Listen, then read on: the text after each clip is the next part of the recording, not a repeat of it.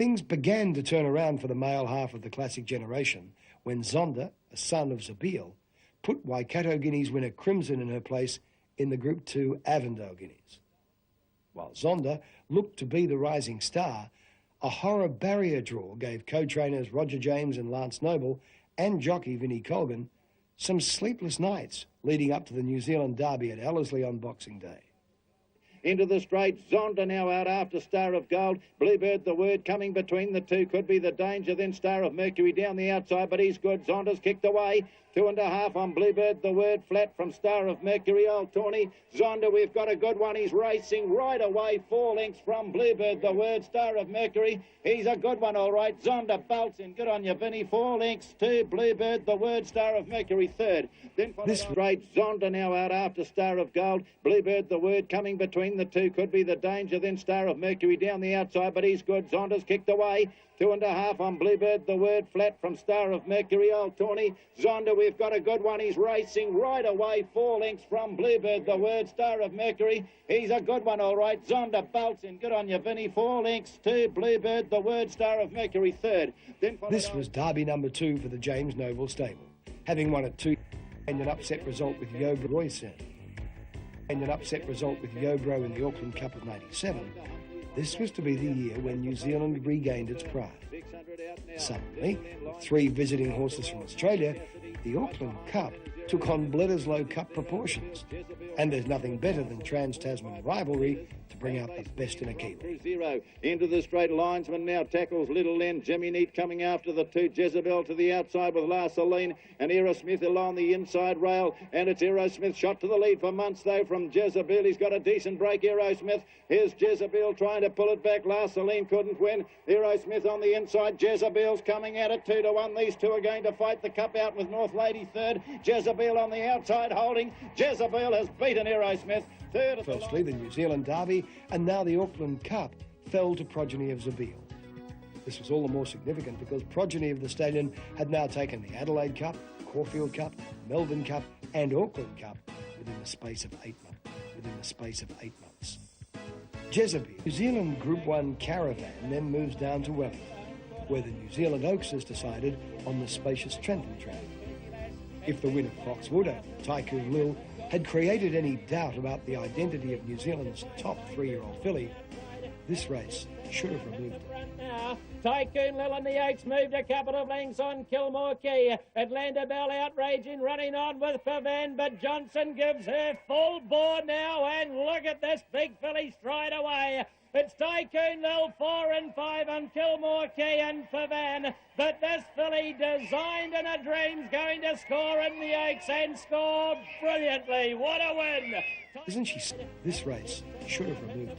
Now, Tycoon Lil and the Oaks moved a couple of lengths on Kilmore Key. Atlanta Bell outraging, running on with Favan, but Johnson gives her full bore now, and look at this big filly stride away. It's Tycoon Lil, 4 and 5 on Kilmore Key and Favan. But this filly, Designed in a Dream's going to score in the Oaks and score brilliantly. What a win! Isn't she something? Amazingly, the Australians paid her scant respect, even after that display. Around the country. This year's meeting was very different. The first Australian metropolitan meeting ever run under lights. A Cox Plate type crowd of more than 32,000 people packed into Moody Valley to see a magnificent spectacle. A high quality... The Group 1 feature race, $200,000 of prize money involved. Race 4, the Sunnycrest Australia Stakes. Can number 5, Al Mansour, with Larry Cassidy on board, make it 8 straight wins and move a little bit into history? Stakes, Group 1 level. Feature for the night. Racing. Marble Hall's dropped out after the start and away running is Spartacus from the outside. He burnt out and led by a length on settling now from Stella. First to last 10 lengths at the 800-metre mark, and Big Red in front, Spartacus by a length and a half. Second is Special Dane, a length for the back, the filly Stella Cadente third. One for the back, Al Mansour on the pink cap, going up fourth in the middle. A length and a half, Tau K, the orange cap on the outside of Blazing Reality. Marble Hall's the fence, and 1.5 white cap is cut up rough. It's Spartacus on top at the 550-metre mark, making the play. A length and a half, Stella Cadente, and she's railing up on the inside of Special Dane. Cassidy calls on Al Mansour. Mansour. It runs to the outside, 2 to Tauke, getting into the back of Mansour from Blazing Reality. Spartacus first for home. On the inside, Stella Cadente, further out Mansour. He's in for the fight, Big Al. Here he comes down the outside. Stella Cadente hit the front from Spartacus. Mansour on the outside, trying to reach Stella Cadente. The filly fights back Stella Cadente. She'll take the Group 1. Stella Cadente scores 3/4 Mansour. A nose third, Spartacus, Tauke fourth. Then for the back, Special Dane, Marble Halls against Blazing. We're still negotiating Clark Stakes at Moonee Valley. One of the main fancies for the coveted race is brilliant New Zealander Zonda, a horse already being compared to one of the turf's greats. Zonda is rated New Zealand's best 3-year-old since the Great Bone Crusher, and he's here to take on local heroes Encounter and Vitronite in tomorrow's Alistair Clark Stakes. By Zonda, just off midfield on the fence from Schubert, further back another Neptune and Kilkea.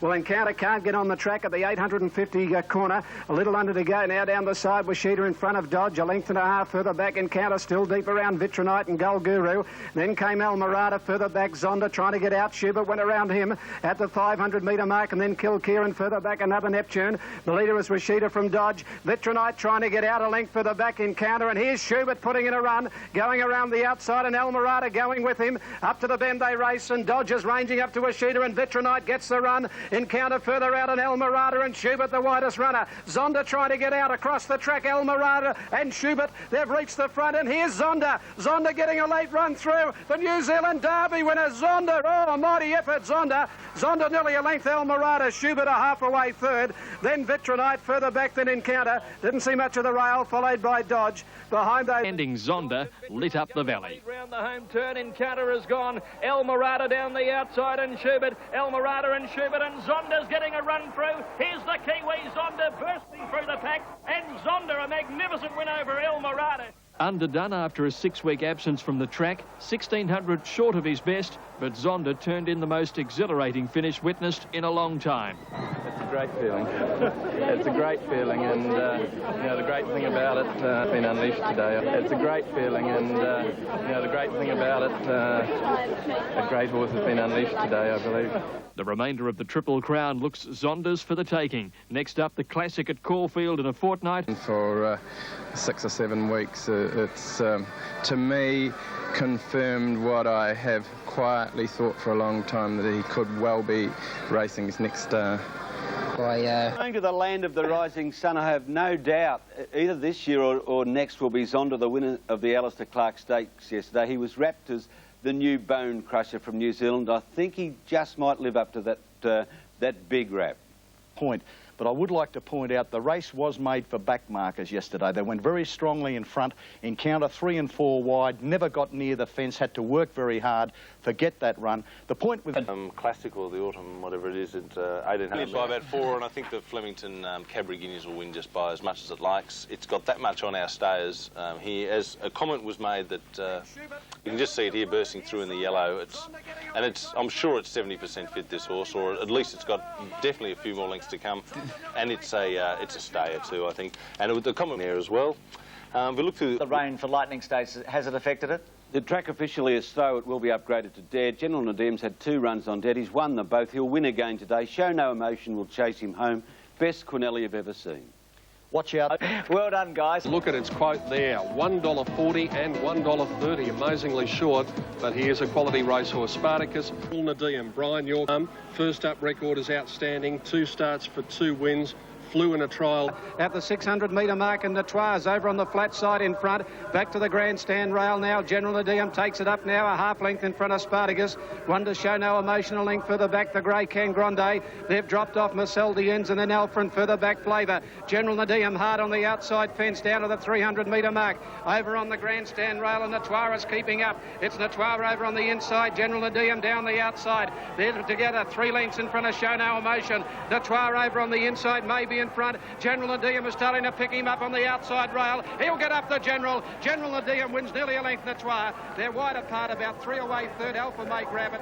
In front of Show No Emotion, and further back then Flavour. It's Netoir the leader, but General Nediym has the overall lead, I think. Netoir on the inside and General Nediym, they've raced away. They'll fight it out. They're on opposite sides of the track. General Nediym on the grandstand in front of Netoir, I'd say. General Nediym in front. They go to the line. General Nediym's won it easily over Netoir.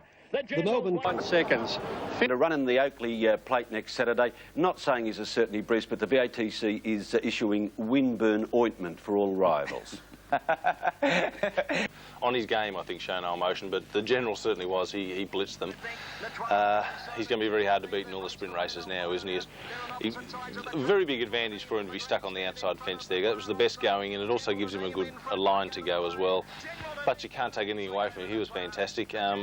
Netoir, who won the... Yeah. But General Nediym, brilliant display of speed, and I'll tell you, mate, I'm saving for a car, actually, that's got an engine like that. He's just magnificent. It cost you a bit, I think. I know, but he's got a V8 motor, even more power. Yeah, now, the Alfa was a good run. He always sprints well. And it's right in the betting, as you can see. So too is Pengulu, number 3, and also number 4, Marble Halls, which is coming back after the Melbourne Cup. So they're the top 3 chances from the first page. Let's go over. Certainly the best fancied of that lot. So field of Marble Halls is blown, and 10. Look at that. This has tumbled right in Willoughby. This has been a big go, I can tell you. As Anthony Mithen's front now, the leader is Swayze, about a half in front of Royal Blue. A length, Sweet Delight, 3 out, and off the track is Maximal. Willoughby waiting for that run, sweating on that run, Die back on the inside, then Rustic Dream outside him. From Always Aloof and further back in the race, Pengulu. Marble Hall's back second to last, back in the centre there is Always Aloof. It's Royal Blue hitting the front now, 300 to go from Rustic Dream. Willoughby peels to the outside from Swayze, and then Pengulu. Rustic Dream hit the lead. Willoughby gets into the clear, then Royal Blue. It's Rustic Dream in front. Willoughby trying hard, and here's Marble Halls making a late run, but it's Rustic Dream the leader. Willoughby cutting him down with every stride. Willoughby lifts and gets up. Willoughby has got up to beat Rustic Dream. Royal Blue third, just in front of Marble Halls the rail. Then Pengulu, further back Always. Pengulu, Marble Halls just inside it, spotting them about 6 or so. Now with 250 metres to go, Royal Blue is joined by Rustic Dream, who went to the lead. Running on well as Willoughby now that he's into the clear. Rustic Dream the leader, Willoughby coming after him, and Royal Blue fighting back. Rustic Dream about a nick to Royal Blue, and Willoughby, who's lifting the last bit. Willoughby diving at them and got there. Willoughby beat Rustic Dream by a head. A length and a half away third, I reckon. Royal Blue just nutted Marble Halls. Clear them. Rustic Dream has paid $1.80, and it's $4.80 for Royal Blue. Trifecta. Yeah, there he is, but Rustic Dream. I thought Shane Dye, no offence to Brett, but I thought Shane Dye outrode Brett on the race. Couldn't you have kept him in that pocket? Well, in the heat of the moment. Rustic Dream's never been in front that far from home. Yeah, that's true, that's true. But... And you watch how he starts to get out now that he's in front. He doesn't know what's happening. You're not giving this horse enough credit, Josh, aren't you? No, I am. Well, yeah. Oh, he's got an outstanding record. He's now won 20 from 46. But I'm just saying Rustic Dream's never been in that position. And I'm just, you know, that's... And I think there's a race, Rustic Dream, the Tokyo City Cup. Yeah, you Monty. think so? Yeah. Absolute. Monty. Oh, absolute. Can't be beaten. We are talking about a non-winner. 52 be beaten. We are talking about a non-winner. 52 kilos. We're talking about a non-winner. Rustic Dream round more for fillies. Firstly, the Group 2 Sir Tristram's Fillies Classic, over 2,000 metres at Tarapa on February 7th. At the 300 metres, Tycoon Lil in charge. Coming after it, Zartiara still a length and a half away. Outraging is next. Pavan's too far off them, and so is Crimson Star of Mercury late. Tycoon Lil's got them, though, at the 100 metres. Oh, have a look at a class act. Tycoon Lil wins this Sir Tristram Fillies Classic easily. And the other... Leading trainers have virtually conceded tomorrow's Group 1 CF All Stakes to Might and Power. The horse, voted the best stayer in the world, hasn't raced since its emphatic Melbourne Cup win. And according to many, he'll... 15 to 1. Cut Up Rough is at 20 to 1. Number 3, Might and Power on the tote, is at $3.40. Just under 5 to 2. Al Mansour on the tote is at $2.10. Odds of around about 10 to 9. Special Dane, who could lead in the race, is at 14 to 1. And Stella Cadente at 10s. El Mansour to the railway side, more than a length in front. G here stole it out in front at the 800, led by a length. Special Dane is second. Third on the inside is Batavian from Stella Cadente. 2 lengths to Might and Power, fifth outside of Tarn Lane, a couple Doreimus and Cut Up Rough at the 600 metres now. Damien Oliver dictating the race. Out in front on El Mansour, led by more than a length. Special Dane. He's quickening up the tempo now. Stella Cadente 2 lengths away third, followed by Batavian, hard ridden, and then Might and Power under pressure fifth, turning into the straight where El Mansour shot 2.5 in front. El Mansour raced away now from Special Dane. Third placing held down by Stella Cadente, and then Might and Power starting to warm to the task. At the 150 metre mark, El Mansour is in front. Special Dane's having a crack at him. Special Dane's racing up to El Mansour. Special Dane, El Mansour, they go to the line. Special Dane won it. Special Dane a half head, El Mansour, and Might and Power. Wasn't he coming home hard at the end to grab third? Few more bounds he might have won. Then Batavian. At the 200 though, and El Mansour over a length in front. Special Dane trying hard, is going after him now. Special Dane levelling up to El Mansour. Might and Power making up great ground. Special Dane, El Mansour, they hit the line. Special Dane, and those to possibly El Mansour, and Might and Power has flown. The sensational run. Brian Mayfield-Smith back in the Group 1. Racing is pretty much the same sort of horses. You know, I'd expect him from here on in. He's the one they've got to beat. Special Dane starting at 14 to 1. Might and Power's next start will be in the St George. The heat is right on in the racing here. Might and Power, the Cups hero of last year, stormed home. He would have won the Orr Stakes in another 10 metres, and that was the opinion of Jim Cassidy, and I think everybody who saw the race should win that. And then the Australian Cup, he looks to have it at his mercy. Bruce, have a look at him now. See, Cassidy's only just starting to work on him. He's had to put the whip away now. Now it's hands and heels. Now he gets at him again, and you see how he picks up. I just wonder. Thanks very much, Carl. And the Light Finger Stakes, Dandela, you saw a bit of her in Melbourne over the Cups Carnival, Simon. Aging at 12 to 1. Remember, these are approximate. 5 to 4, $2.20 for Dandela. 15 to 1. Follows tracking them into the straight, followed by Never Late at the head of the others except, and then Techniques as they turn for home. Straightening up, Dantalar allowed more rain, shot clear. Dantalar put 2 lengths on 2 rack, getting to second, and Techniques down the outside. Further out is Staging. Dantalar clear past the 200. Techniques getting after it. Snapshots coming through in the centre, and Staging wide out is absolutely smothering them all. She'll win. Staging has blasted to the lead in the shadows of the post. Look at Send Giggy Beats rocketing home to get second. Techniques third, Dantalar fourth, followed by Snapshots 2. Best record time there as well. So and Staging is a very, very smart filly in the Clary Connor stable, and can he get a good filly? And he's got some good. I think I thought that weren't in Melbourne was at Morpheville, where they had the Group 3 Tokyo City Cup, which is become quite a good race now on the calendar for mid-February for Adelaide. That division, and then further back to Rustic Dream, but they pack up now, and then further back to Shannock heading the others. The widest runner is Backdrop. Dry Humour shot away in the straight and got clear. Dibbles Dane runs on, and down the outside Corregidor, but it's Dry Humour clear at the 200. Cheval places labouring down the outside now. Rustic Dream is starting to let fly. Rustic Dream races up on the outside and quickly dispense with this top opposition. Rustic Dream spears away to win it well. 2.5 Cheval place. Third placing went to Dry Humour. Spirit of Hope might have been fourth. Corregidor. My Advocator, Dibbles. Watchers would know that Josh Rodder declared it last week. Wouldn't hear about it being beaten. And I backed it accordingly. Oh, well done. Well, we all did. And the Swettenham Star. Scandinavia. The horse with plenty to prove tomorrow is Kiwi star Zonda, who will be attempting to pull off the second leg of the Rich Triple Crown series for 3-year-old colts and geldings. Kia, Wonder Zonda just being niggled at here. El Morato's gone up inside him with Vitronite. Colgan has to really fire up Zonda now, and he picks up the bit again. He's coming around the outside. Danisarai 3/4 Schubert, Gold Guru. Zonda making a run around the outside of them under pressure, and they're followed by Kilkeer and Vitronite with El Morato last cornering. Danisarai the leader. Gold Guru's wide out. Zonda is desperately hard ridden, a length and a half away as they came to the 200 metres, and Gold Guru the leader. Zonda's in a lot of trouble here. Gold Guru raced up to Danisarai. El Morato's coming. Zonda's coming through now, but Gold Guru wide out in front of El Morato and Zonda, and Gold Guru, another surprise. Gold Guru has won it from El Morato. Now third might be Zonda just in front of Vitronite. A photo there. And I got onto the phone to Leon McDonald and got the ride and got the prize today. Childs tips Gold Guru will be hard to beat in the Australian Guineas, but Zonda, flattened by his first up Moonee Valley win, is sure to bounce back. Out at the moment, second coming, I see Mr. Place earlier. Max, Zonda might not be the next bone crusher after that. Yeah, I'm glad you brought that up. Well, only a few people thought he was. They're all in Melbourne.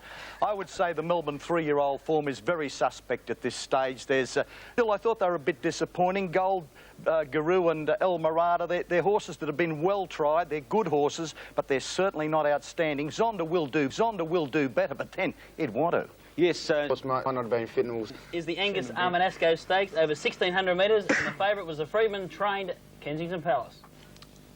Starter hits the button, they're off and racing. Kensington Palace was one of the first out. Greeting began quickly in 600, 3/4 on Greeting. On air on the outside, one away in the field then. Came Spot of Magic on the inside from Kensington Palace within 3 of the leader. Champagne behind her, ridden along to make some ground on the outside, and they've got away on the rest of the field. Headed by Gliding Light now round the bend. Room for Kensington Palace to come through, and she's after the leader, Snow Beauty. Snow Beauty led Greeting in Kensington Palace. Wider out on air. Champagne, the widest runner, is unwinding. Kensington Palace hit the lead. Kensington Palace drew a neck in front, but Champagne is coming hard on the outside. It's Kensington Palace and Champagne, the two great fillies. Kensington Palace and Champagne. Champagne, Kensington Palace. Oh, Champagne or Kensington Palace. This is very close between the pair. 3 in for Kensington Palace to come through, and she's after the leader, Snow Beauty. Snow Beauty led Greeting in Kensington Palace. Wider out on air. Champagne, the widest runner, is unwinding. Kensington Palace hit the lead. Kensington Palace drew a neck in front, but Champagne is coming hard on the outside. It's Kensington Palace and Champagne, the two great fillies. Kensington Palace and Champagne. Champagne, Kensington Palace. Oh, Champagne or Kensington Palace. This is very close between the pair. 3 in front of Greeting, who grabbed third from Snow Beauty. Kensington Palace. Champagne got the nod, and a big payday for Greg Childs, winning both $500,000 races today. Final event. She was up to me over that she was. Defeating Kensington Palace, but don't write off Kensington Palace. If she was ever going to be beaten, I think it was on Saturday. But stick with her, she'll be unbeaten this autumn, Josh. My opinion. Kensington Palace? Yes. Well, I'm going the other way. I think Champagne is something Oh, special. what a surprise. No, I just think she's something special. I remember watching videos of a mare called filly called Research running in the staying trips. I think this mare, this filly... She won everything. Yeah, I think this filly could be as good. It was a superb... Longer the better. And Greg, it'd be interesting to see when Tycoon Lil comes over, because she's got the... They rate her and Foxwood better than Champagne. Yeah. So how good are New Zealand? They're turning the tables, aren't they? That's for sure. Love it. And he's done great since the run. Toad odds. Let's look at the toad odds on the futurity. This is an update. Mahogany now at 570. Then 3 roughies. Cut Up Rough, Zuccarino and Pengulu. Rebel at just over $9. Will Fly. And Zuccarino slowing the tempo, about a half on El Mansour. A length and a half to Pengulu, who's rushed round the outside. They've slowed to a walk here. 4th on the inside, Rose of Dane. Hill and Carter getting his head up next, not happy with the pace. Cut Up Rough going around him. Wonder Rebel third last now on the inside of Will Fly, and Mahogany last, but only about 6 or 7 off the leader. They're inside the 600 metres now. Zuccarino almost joined by the Queenslander El Mansour, and they're more than 2 in front now of Encounter and Pengulu. Rose of Danehill on the inside and Cut Up Rough coming wide, and then Rebel when they corner. Mahogany still last. El Mansour moved up now to Zuccarino when they corner. They're clear of Encounter, hooking off El Mansour's heels, but he's got 2 lengths to make up at the 200. El Mansour in front. Encounter a length away. He's trying hard, and Will Fly coming on from Rebel. El Mansour being tackled by Encounter. El Mansour and Encounter. Encounter put his nose in front. Encounter wanted a nose to El Mansour. A length away third. Another photo. Give it to Rebel on the inside, I'd say. From Will Fly, Mahogany charging home. Zuccarino just behind on the inside. Recovered from a hoof problem, wore down fellow 3-year-old El Mansour, who's now been runner-up in 3 Group 1s in a row. But the margin was so narrow yesterday. Shane Dye said after the race, look, how many times do I have to keep telling you guys, this horse Encounter just gets better with racing. He'll still improve. He's going home to Sydney now for the Chipping Norton and the Doncaster. Shane thinks that on Doncaster, that'll be when he's at his peak. So he's a little bit fragile. It's going to be a long wait for the... Might and Power Stakes, I should say. The St George Stakes coming up. And let's look at them in enclosure. Number 1, thinks 2. Simon Marshall was with him earlier. Jimmy the St George. Going to send him a merry chase today, I think, mate. Now as she's matured, Dane Ripper is the main danger to Might and Power. Dane Ripper today will be ridden $13.90. Might and Power out of touch to about 11 to wait on $1.70. Chance $6.20, and Jewel of the Pride is $. Power the leader, heading the 1,000-metre mark. He hasn't gone along hard, and he leads by 3/4 to Willoughby. A length and a half, Batavian now whipping around the outside on it to go up and quickly put some pressure to the leader. Might and Power in front. He'll have to click up a little here on the inside. He's joined by Willoughby. He got flushed out and he's gone to the leader, half in front now to Might and Power at the 800. A length and a half, Batavian, who's ridden along third now, and the pace is much quicker. On the inside, fourth, Jewel of the Pride, a Nectar and Purlane, one always aloof, who's been deep most of the way from Dane Ripper. And they've got away 4 lengths now on Rustic Dream, and Doreimus is 2 lengths last of all and under pressure. At the 500 metres, Willoughby ahead. Might and Power still with a good kick left, it would appear, on the rails. Second, a length and a half, Tarn Purlane, Batavian. Jewel of the Pride dropping out, then Dane Ripper and always aloof to the outside when they corner. Might and Power kicking back again to join Willoughby when they straighten for the run-in.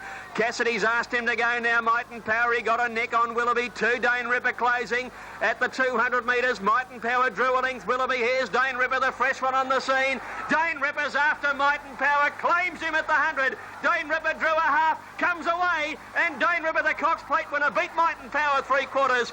Rustic Dream has run a good race to grab third ahead of Willoughby and always aloof. Power is about to put his foot to the pedal and see what's there. On the outside, Willoughby sticks with him. Dane Ripper gets out now. Cassidy calls on Might and Power. It's a neck in front. Dane Ripper after it out in the middle. Dane Ripper goes to Might and Power. Don't tell me another favourite to go under. Yes, it's Dane Ripper. Dane Ripper, 3/4 Might and Power. 3 lengths away, third Rustic Dream. And it brought up a double for Stephen King. Might and Power still the one to beat, though, in the Australian Cup. The second last. Relaxed, and she got it. And so far, she's beat the best horses around. She beat the best horses around in the Cox Plate, so there's no doubt she's a very good horse. You wouldn't get 6-1 about a Cox Plate winner against a Melbourne Cup winner too often at weight for age, would you? I mean, when you look back, Dane Ripper's 6s and Might and Power 13 to 8 on, hasn't won at weight for age.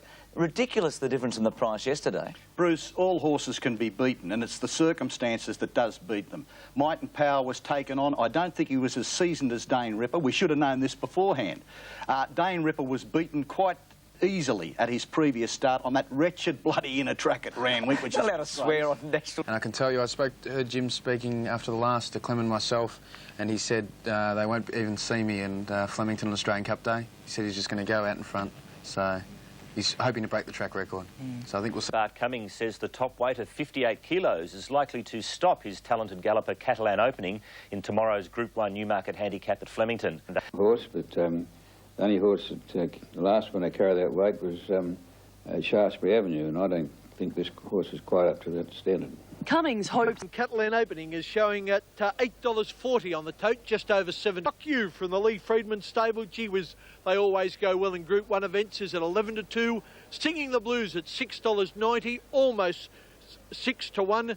Number 5, General Nediym, at the moment is showing at $3.70, not quite 11-4. 14, Scandinavia, to be ridden by Greg Hall, is a 10-1 chance. And Rock You, the leader, to Singing the Blues, hard ridden to be second. Miss Jugar is third, followed by Juggler and Catalan opening just behind the leading horses on the grandstand side. On the other side, General Nediym about a neck in front of Natoir. A length and a half, Toledo. Scandinavia's out of the whip to go forward. They reach the 300 metres and General Nediym slipped about a length and a half in front of Natoir. Gone. Scandinavia running on. Catalan openings burst to the front of the grandstand. It's the General in front on the flat side, though. In front of Toledo and Scandinavia, General Nediym, that's the real one. Won it by a neck from Toledo and no Scandinavia. Then came running on Well Elegant Lass from Blazing Reality. And the leader is General Nediym from Natoir. Scandinavia followed by Toledo. Over on the inside, General Nediym's in front. Scandinavia, Toledo after it. General Nediym, the leader. On the outside, Scandinavia and Toledo. The General hanging on. General Nediym.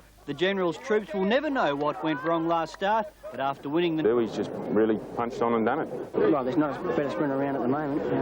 He's going up to Brisbane now and you're running weight for age, and you'd have to think that he'd be unbeatable at weight for age. General Bill Mitchell never lost. Look, the weight for age preparations now.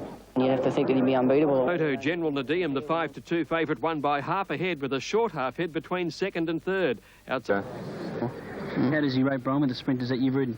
He's as good as anything I've ridden. Al Maisco was always the best sprinter I felt that I'd ridden, and this bloke's probably done everything that he has. There's certainly as much anyway. Of the second leg of the Triple Crown for fillies, the CUNY Stakes. And aiming to win 2 from 2 in Australia is the New Zealand-trained Champagne. Laurie, you're lining up with Shan. Rose of Danehill one in front, Discretion is second, third the outside, Only a Lady wide. She has class back fourth on the inside from Fleischer, Lavolta wide, and then Champagne. Back behind them, Snow Beauty, Oliver off on Kensington Palace coming around them, 3 and 4 wide cornering, and Lady of the Pines, one of the last entering the straight. Homeward bound now, Rose of Danehill out by 2 lengths, Discretion, she has class. Only a Lady outside them, Champagne trying to look for somewhere to go. Charles has had to ease off heels down the outside, Kensington Palace with Lavolta. Champagne has had to change course again, and Rose of Danehill's 4 in front. Oh, look to have it well won at this stage here. Champagne's into the clear, but all too late with Kensington Palace, and Rose of Danehill has run them ragged. Rose of Danehill's won it by about 4 to Kensington Palace, third Champagne, then came Lavolta, and she has... Smart ride in front by Jason Patton got Rose of Danehill home, Kensington Palace and Champagne onto the Oaks, and hard to beat. Second up, I mean, Zonda failed second up. And but she's run a terrific race, Champagne. I think she'll win the Moonee Valley Oaks. Oh, if anything could have gone wrong. Standing group. I don't think we've seen so many good fillies. I mean, yesterday they had a Group 2 race in Sydney with, you know, Stella Cadente you mean staging. this year? This year. Yeah. Even Sydney, Melbourne, everywhere. The fillies are just outstanding. Rose of Danehill, I don't... Group 2 race here tomorrow is the Surround Stakes for 3-year-olds over 1,400 metres. Chloe Connors is lining up and... Corner now, Shigeru Magic Romp, a narrow leader over Foxy. 3 deepest Techniques, 4 deepest Stella Cadente, and then Gimmick and Stage between horses, followed by Dantalar, Blaze the Turf and Bonanova. Heads a turn for home. It's Foxy, Shigeru, Magic Romp, Stella Cadente coming at them strongly. Further out is Staging at the 200, and Foxy and Stella Cadente. Dantalar bursting through in the middle with Staging on the outside. Staging has grabbed the lead from Stella Cadente and Dantalar. Staging is going best, and Staging wins the Surround. About a half length to Dantalar with Stella Cadente third. Close up is Greedy. Close up is Greedy. A marvellous performance there by Staging. She's now got a perfect record this time in, 2 from 2. She was a sensational win first up when she won on a track dominated by leaders. And yesterday they came home their last 600 and 35.7. She gave them a big start again and finished. For the first Group 1 of the Sydney season, the Chipping Norton Stakes over 1,600 metres. The early favourite is the local champion miler Encounter. And Magic of Sydney is the leader over Future King and On Air. Encounter's had a perfect run, 1 off on the outside, followed by Filante, who's about to whip up 3 deep, followed by Moss Downs, and last of the 7 into Gaze as they turn the corner. Into the straight, Magic of Sydney first for home. Magic of Sydney first for home over Future King. Encounter's about to loom up on the outside. On his outside is Filante, who's under heavy pressure. Encounter going like a winner at the 150 mark as a length or more to Filante. Into Gaze wide out, getting home well, but Encounter's going to win under hands and heels riding. Encounter by... Oh! He eased near the line. On Air has come again on the inside and damn near got him. On Air has come again on the inside and damn near got him.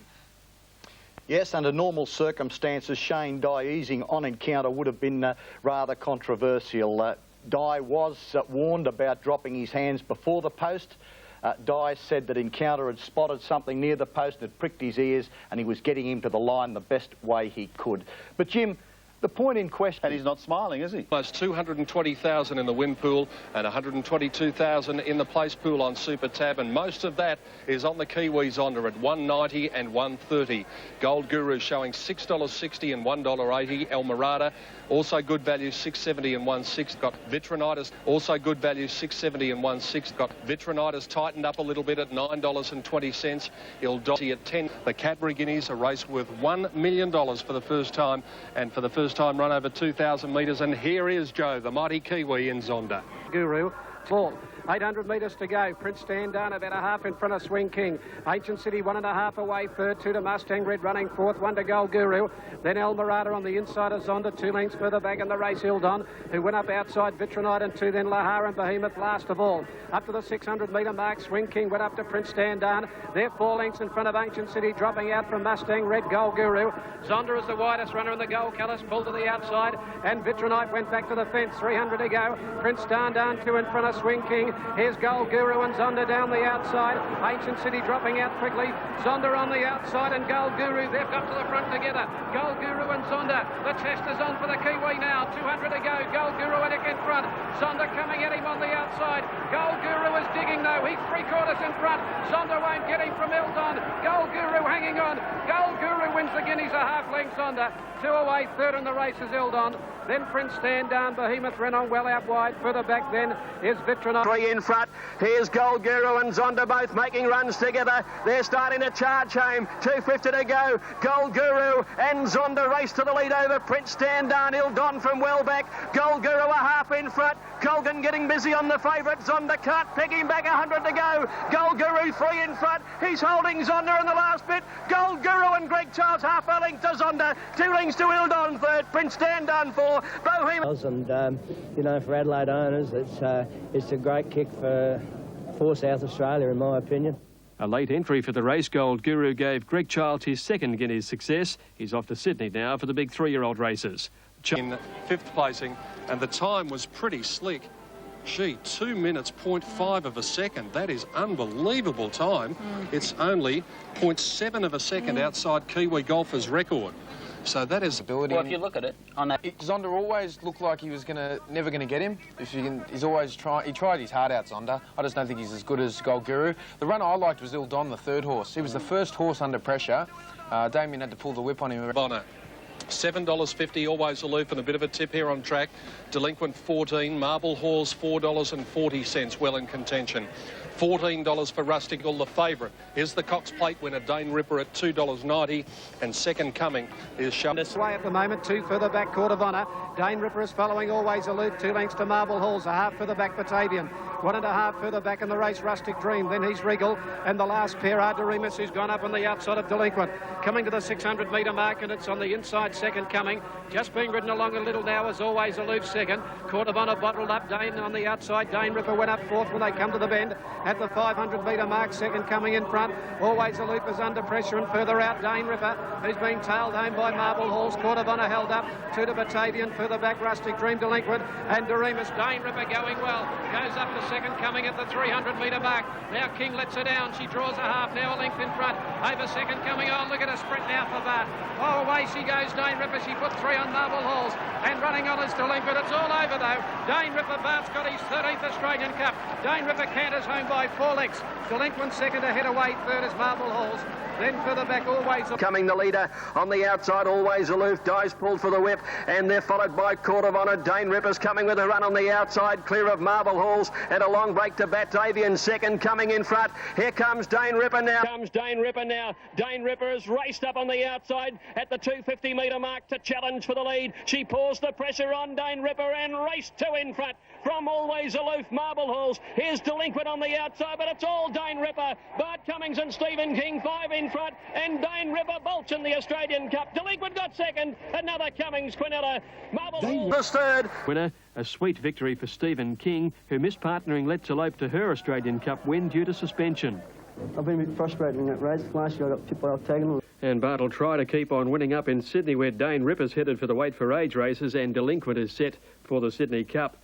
The second on the Cox Plate. That Might and Power was scratched on Monday, and who will know what would have happened. But we know we saw a very special mare. It was shades of Let's Elope, I thought, didn't you? In fact, with Shiver's Revenge running second to Let's Elope and Delinquent running second here, they're probably similar horses too. But Keith, this was breathtaking. This is a very soft win. She's very good. The opposition's not strong, Bruce. Handicappers run second, Delinquent, but that was the softest win. The margin could have been 6 lengths. I put it to both of you. Who's the horse of the year if you had to vote for it now? We've had a lot of controversy in the past over horses of the year. Is it Might and Power with these 2 great cups? Is it Dane Ripper with the classic Weight for Age double? Or is it Encounter who's won 4 Group 1s compared with 2 and beaten the older horses 3 times? If you drew the line now, who would you go for, Max? Might and Power by a short half head from Encounter, with Dane Ripper closing very quickly in 3rd position. But I think the next couple of weeks are going to sort it out. Keith? Might and Power too, Bruce. For the first, Dane Ripper, I hope I'm not too tough. I think she's an opportunist. Oh, fair enough. She was lucky to win the Cox Plate. Some would say she's a bit lucky that she's raced in races where it's just suited her, where it's just been a sprint home. But she can't get luck all the time. She's pretty good by my books, I'd say. Yeah. No, I agree with you, but just, I mean... Crown, and hoping to spoil the locals with the Group 1 Canterbury Guineas. It's the first leg of Sydney's 3-year-old Triple Crown, and hoping to spoil the locals party is the filly from across the Tasman, Tycoon Lil. On the fence, followed by Irish Air, and then again, Making Fay and Brave Prince. Well back is South Bend. Dies hard at work on Tie the Knot as they come to the turn, followed by Simone, and then Pursuits and Pleasure Giver last as they come around the corner where Tycoon Lil is giving a great sight. Tycoon Lil is well clear, straightening up over Adam, conspicuously in third place, followed by Irish Air. Brave Prince, Tie the Knot is 100 to 1. Inside the 200 mark, and Tycoon Lil has exploded away. Tycoon Lil put about 4 lengths on Tri-Cove, getting up on the fence, followed by conspicuously and Brave Prince, but Tycoon Lil, she's going to bolt in. Tycoon Lil, it's another Tidal Light, wins the Guineas by 5 or 6 lengths to Tri-Cove and Brave Prince as they come around the corner where Tycoon Lil is giving a great sight. Tycoon Lil is well clear, straightening up over Adam, conspicuously in third place, followed by Irish Air. Brave Prince, Tie the Knot is 100 to 1. Inside the 200 mark, and Tycoon Lil has exploded away. Tycoon Lil put about 4 lengths on Tri-Cove, getting up on the fence, followed by conspicuously and Brave Prince, but Tycoon Lil, she's going to bolt in. Tycoon Lil, it's another Tidal Light, wins the Guineas by 5 or 6 lengths to Tri-Cove and Brave Prince. Tap of a good one of the past, but what does it say for Brave Prince and Tie the Knot? And I just wonder aloud, what does it say now for Gold Guru and Zonda if he goes on? Because that Melbourne staying form, I think, will be superior to the colts up here now. Well, you think that, Bruce. You may think as you wish, but I would just like to point out that it was a sprint home. I'm not making any excuses. I thought our 3-year-olds were a little bit disappointing. However, you look at Brave Prince. Brave Prince has only had 1 run after a spell. This is second up. Look at Tie the Knot. Definitely disappointing, but as Shane Dye pointed out, Tie the Knot still run home in about 34. He can't do much better than that. The pattern of the race did suit the winner, but regardless of patterns, she would be too good for those colts and geldings, but I just don't know whether Gold Guru is better than they are. Will be competitive. Gee, there was a race behind, wasn't it? That was the most impressive one you've seen for a long time. Gee, wouldn't it be big, Keith, that she'd gone to Moonee Valley next week to take Champagne and Kensington Palace and Rosa Danehill on, but that's not going to happen. Well, she's beaten Champagne by 2 lengths already, so that's a very strong form line for Champagne too. Look, we'll go to... Next, she's going to be set aside for the Cox Plate in Melbourne next spring. Keith, she looked at Cox... You're putting big reps on it. I know you're putting huge reps on it. They say Foxwood's even better from New Zealand. No, this one's better than Foxwood. Well, I'm just... No, I've been told that she's the best, Tycoon Lil. Well, on that run? No, before the race. Yeah. Foxwood's probably second, Champagne third. But we would like to see her, Josh. Tomorrow's $1 Million Moonee Valley Oaks is the culmination of Melbourne's successful autumn carnival. Looking to finish the season with a bang is Lee Friedman. His filly Kensington Palace and Kiwi horse Champagne look set to fight it out in the feature event. The Palace is even money favourite. Champagne's a 2 to 1 chance. She's the second favourite with punters. Gliding Lights 12 to 1. Spot of Magic out by 6 lengths. Lavolta 2 lengths to Champagne. A length and a half to Gliding Light on the inside. Then Snow Beauty. Kensington Palace Hall still hasn't gone on her. Followed by Welcome Aboard, Protege and Lahar when they came past the 600. And Spot of Magic only 3 lengths. Lavolta and Champagne called on for the run. 2 lengths Gliding Light and 2 lengths away Kensington Palace. Now she's asked to go and she's starting to hit top gear. Spot of Magic only a length in front. Champagne's claiming her quickly with Lavolta. And 3 lengths back then came Kensington Palace and Gliding Light. Champagne took the lead on the home turn and dashed a length in front of Spot of Magic and Lavolta. Kensington Palace coming down the outside. Champagne with a good lead. She's more than 2 lengths in front of Kensington Palace and Lavolta. Champagne in front. Kensington Palace is flashing home when it's all over. Too late, I think. I reckon Champagne knows Kensington Palace. Photo third, Lavolta or Glide. 3 lengths back then came Kensington Palace and Gliding Light. Champagne took the lead on the home turn and dashed a length in front of Spot of Magic and Lavolta. Kensington Palace coming down the outside. Champagne with a good lead. She's more than 2 lengths in front of Kensington Palace and Lavolta. Champagne in front. Kensington Palace is flashing home when it's all over. Too late, I think. I reckon Champagne knows Kensington Palace. Photo third, Lavolta or Gliding Light. A long way in front of Spot of Palace. It was, in fact, a dead heat, fitting perhaps between these two outstanding fillies. Greg Childs a little disappointed he hadn't lasted. We had it in our grasp, but the other horse is a top quality filly. It's a Group 1 winner and got us to dead heat. I guess it could have, beaten us. Greg Hall delighted to... No doubt this filly is an out-and-out stayer, Clem. I mean, 1.5 miles, 2 miles is going to be her forte. This is a very serious stayer. I mean, Further clashes await in Sydney as both Champagne and Kensington Palace head north for the AJC Oaks and Derby. Bruce, she was a long way back, but she was heavily ridden, hard ridden for a long way also. She's a grinder. That's why, as the distances get further, she'll get better. I think she'll win the AJC Derby. Do you? Yes, Gee, I do. if she beats Gold Guru, we'll have a little side wager on that It was later. perfect. The two best fillies, they went all on together. She's just crying for a mile and a half as well. Kensington Palace. There's no doubt about that. Golden Slipper Day. Yeah, then he's got 5 to 1 Elf, 12. The Todman Slipper trial at Rose Hill in sweltering heat.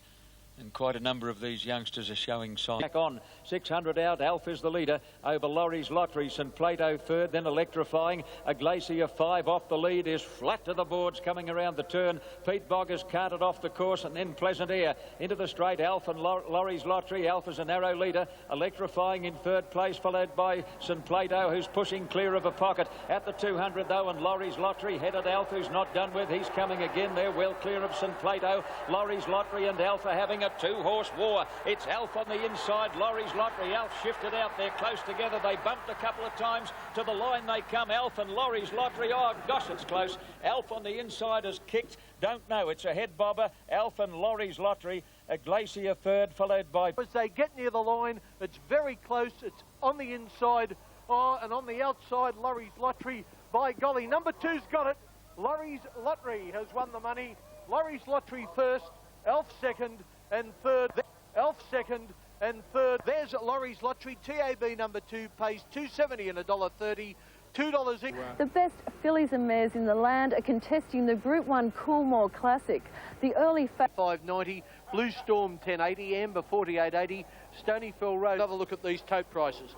Number 1 Will Fly from Melbourne is showing at $13 at the moment. Rose of Danehill, 90, $16.30 for Shindig. Greeting at $23.90. Camino Rose, $29.60. Led by Camino Rose, Will Fly, staging 3 deep. At the head of the others came On Air, followed by Sabile, Stella, Cadente 3 deep. A gap to only a lady, Stonyfell Road's never been on the track, followed by Greeting and Prairie, and Shindig is last. Inside the 600 mark, Dantalar the leader in a fast run. Coolmore only ahead to Amber. Rose of Danehill is perched on the fence third, followed by Arletty. Blue Storm 3 and 4 deep, cop the little trouble on the corner. Further back is On Air getting a run up on the rail, and then Camino Rose, followed by Staging and Will Fly. In the straight 300 out, Dantalar and Amber fighting it out. Rose of Danehill into the clear. Arletty is running on, and here's Camino Rose getting the split in the centre, and she went through like a jackrabbit. Camino Rose hit the lead. Here come the swoopers, Stella Cadente and Shindig at 100 miles an hour. She's come from near last and blows them away. Shindig wins the Coolmore from either Camino Rose or Stella Cadente, and then On Prairie, and Shindig is last. Inside the 600 mark, Dan back is On Air getting a run up on the rail, and then Camino Rose followed by Staging and Will Fly. In the straight 300 out, Dantalar and Amber fighting it out. Rose of Danehill into the clear. Arletty is running on, and here's Camino Rose getting the split in the centre, and she went through like a jackrabbit. Camino Rose hit the lead. Here come the swoopers, Stella Cadente and Shindig at 100 miles an hour. She's come from near last and blows them away. Shindig wins the Coolmore from either Camino Rose or Stella Cadente, and then On Air followed by Blue Storm, Staging, Greeting. Ranks young Lenny Beasley. Shindig has paid $17.10, $4.50 the place, $7.10 for second to Camino Rose, and Stella Cadente has paid $2.90. Attention is on the showdown between Dane Ripper and Might and Power. It's their first clash since the St George Stakes 3 weeks ago. George, Dane Ripper draws away, wins 3/4 of a length to Might and Power. Dane Ripper canters home by 4 lengths. How has she come on since just... In front of Intergaze, who wants to race early. Craig Carmody trying to steady him up at the girth of Might and Power. Gold Guru drops onto the fence third, followed by Court of Honour. Goes Might and Power. Winner of the Caulfield and Melbourne Cups last year. He is a dashing front runner.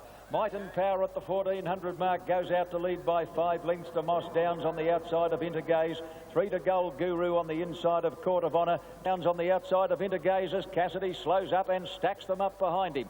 Court of Honour running fourth, followed by Gold Guru, and then Dane Ripper, followed by Delinquent and Vitronite last. 12 off the lead, and Jimmy's off again on Might and Power. Stop-start tactics. We haven't seen a ride like this for years in a weight for age race. Might and Power by a length and a half to Moss Downs, 2 to Intergaze, 2.5 to Court of Honour, followed by Gold Guru, Dane Ripper, and then Delinquent and Vitronite. Now the the Kiwi. Moss Downs is throwing down the gauntlet to Might and Power. They're level pegging as they come to the turn. 2 lengths away, flat to the boards, into Gaze. Gold Guru is also hard at it. And then Court of Honour, followed by Delinquent Dane Ripper, 5 deep on the turn. Vitronite last into the straight. Around the corner, Moss Downs takes a narrow lead from Might and Power. A length away, into Gaze, running on. Gold Guru pulled to the outside. York is looking for a passage on Delinquent as they come down to the 200. Might and Power fighting back, got his head in front again. On the outside is Gold Guru. Delinquent blocked for a run. Vitronite is getting up near the fence. Gold Guru hits the lead. Might and Power coming again. Gold Guru too good though, and Gold Guru coming away on the line beat Might and Power. Jimmy Cassidy's daring tactics almost paid off. Vitronite will be third, Delinquent fourth. Didn't have a lot of luck in the straight, followed by Moss Downs, then Dane Ripper from Court of Honour. At Rose Hill yesterday. Yes, well, Jim Cassidy received yet another stretch. It's been quite a week for Jim Cassidy. Friction between him and Jack Denham, and I think a holiday bit of fishing would do Jim the world a good comeback. He was quickened up early, then got a big lead, and then put the brakes on. I think he overdid it slightly. No, well, I think he was basically riding to instructions. He's had to half nurse the horse. Don't forget of that race. That was a stayer's race. You see Delinquent running such a good race. Now, Dane Ripper beat Delinquent by 4 lengths last start in the Australian Cup. Dane Ripper, well, I thought definitely she was disappointing. The question has been posed whether Dane Ripper is as good in Sydney as she is in Melbourne. Bart Cummings, Gold Guru, she was never going to get into the race. Gold Guru, probably unfairly, has been in the shadows. When we look at his form card now, he's had 5 starts at 2,000 metres or beyond for 4 wins and a pretty good run in the Victoria Derby. He's made it to the top level now, hasn't he? He has. And the feature race, the George Ryder Stakes, is no exception. The early favourite is Encounter, but making his... Filante was scratched yesterday. Number 2, AB number 2, Juggler is at 7.30.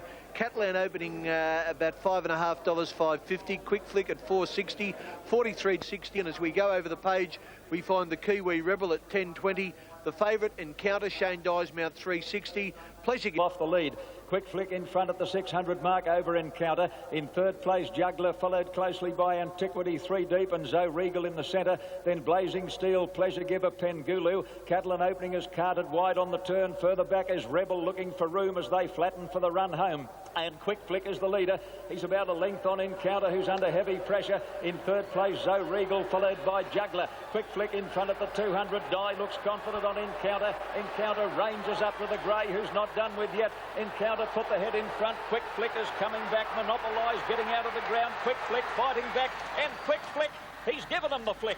Quick Flick came again to beat Encounter about a head. Blazing Steel is rocketed home and will be third just in front of Monopolised, followed by Rebel at the moment. So $4.90 and $1.80, $1.60 for Encounter and $10.60 for Blazing. I got him home. Now, I've been known... It's fantastic, Simon. Look, I thought Encounter was going to go past him with the 4 kilos difference in weight. He really looked like he was going to beat him, but he showed all his courage today. That's right, and we're going to meet Encounter 4 kilos better for the Doncaster. We've got level weight, so I can't wait for that to come around. You're happiest Dane. He got some criticism for Encounter yesterday. It looked a bit unfair from where I was watching them on the telly. I thought he gave Encounter every chance. Now, of all of his faults, I certainly have no criticism with his ride on Encounter. It will be stated that he had no right to be looking around, but he did state he was in a desperate situation. He's got to cuddle Encounter to the line, which he shows. But I think that takes away from the point of a very courageous win by Quick Flick. Nice. He's a very popular horse, a very courageous horse, and it was his... An opening, Max, we both liked it yesterday. Catalan opening is Catalan opening. You know you're not going to get anything objective about me on Catalan opening, only objectionable. OK.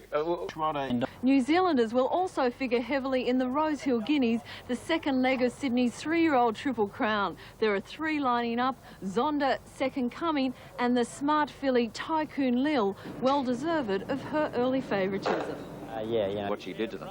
Can someone tell me how any of those horses who finished behind her here are going to beat her? It's an extra 200 metres, but she's won up the margin. And a 3 kilo. Either not during the week with blinkers on. He's not having them today, but he'll run very, very well with a faster pace and not such a sprint home. I'm sure she can be beat. Well, it's in that race. Number 1, Zonda, is at $5.30. Number 2, Tie the Knot at $6.90. Number 3, Tycoon Lil, the hot favourite at $2.10. Simon A Off and running in the Guineas. Came away in a pretty good line. Brave Prince of neck back Simone. A length to tie the knot, followed by Tri-Cove and the last couple of Zonda and Pursuits. Past the 800 mark, and it's Tycoon Lil the leader. By a length to Irish Air. Second coming is third. Brave Prince fourth on the outside, and then Simone followed by Tie the Knot. Zonda now coming out 3 deep, but is under heavy pressure. He'll have to get moving from there, followed by Tri-Cove and Pursuits as they come around the corner where it's Tycoon Lil, and Cooksley's got a lapful of horse. Tycoon Lil shot away, turning for home. Put about 4 lengths on Irish Air, followed by Simone, Brave Prince. Tie the Knot on the extreme outside is starting to run on well, but Tycoon Lil is a mile in front past the 200, led by about 4 lengths on Tie the Knot, getting to second, and Simone running a mighty race. Tycoon Lil is feeling the pinch. Here's Tie the Knot. He's got the filly. Tie the Knot swoops on Tycoon Lil. Oh, Tycoon Lil kicked again. The filly's come again right on the line, and gee, right in the last stride, there's nothing in it. Tie the Knot and Tycoon Lil shot away, turning for home. Put about 4 lengths on Irish Air, followed by Simone, Brave Prince. Tie the Knot on the extreme outside is starting to run on well, but Tycoon Lil is a mile in front past the 200, led by about 4 lengths on Tie the Knot, getting to second, and Simone running a mighty race. Tycoon Lil is feeling the pinch. Here's Tie the Knot. He's got the filly. Tie the Knot swoops on Tycoon Lil. Oh, Tycoon Lil kicked again. The filly's come again right on the line, and gee, right in the last stride, there's nothing in it. Tie the Knot and Tycoon Lil. Simone has run a mighty race at long. Coming as weekend to run last in the Daily Telegraph Rosehill Guineas. Guide. There's nowhere in that you can find how one horse, Tie the Knot, can improve about 7 lengths and beat Oh, beautiful. Let's see him. That's do not it worth with a overacting. pinch. Can I say one thing? You've had a lot of free lunch in front in the Canterbury Guineas. Di did state that under those circumstances, Tie the Knot could not get into the race. It was also known that Tie the Knot, Tycoon Lil was going to do it much harder yesterday. All of those factors, well, Keith could well argue and show us the form guide that Tie the Knot improved roughly 7 lengths. Well, the filly, look, she careered away from them. The others all hard-ridden and collared yesterday. It's a major form reversal.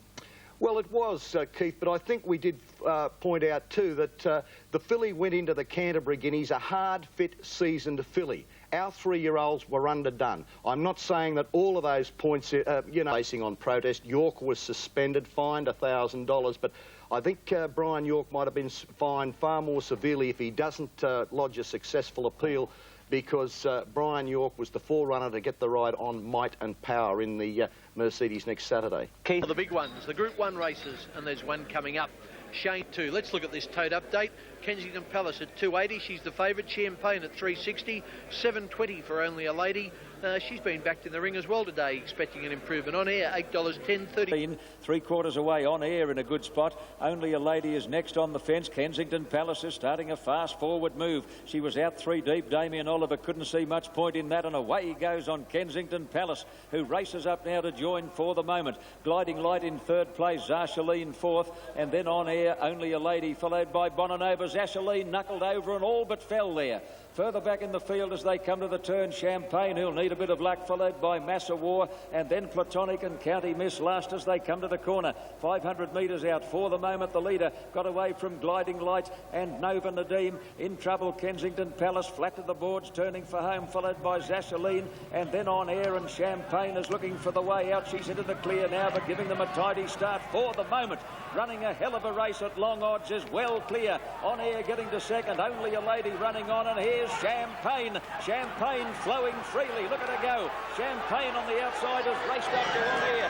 Champagne and on air coming to the line, locked together. It's a ding-dong go. Champagne on air. Champagne. Champagne by a breath to on air. For the moment, battled on for 3rd. She ran a huge race. Then Only a Lady.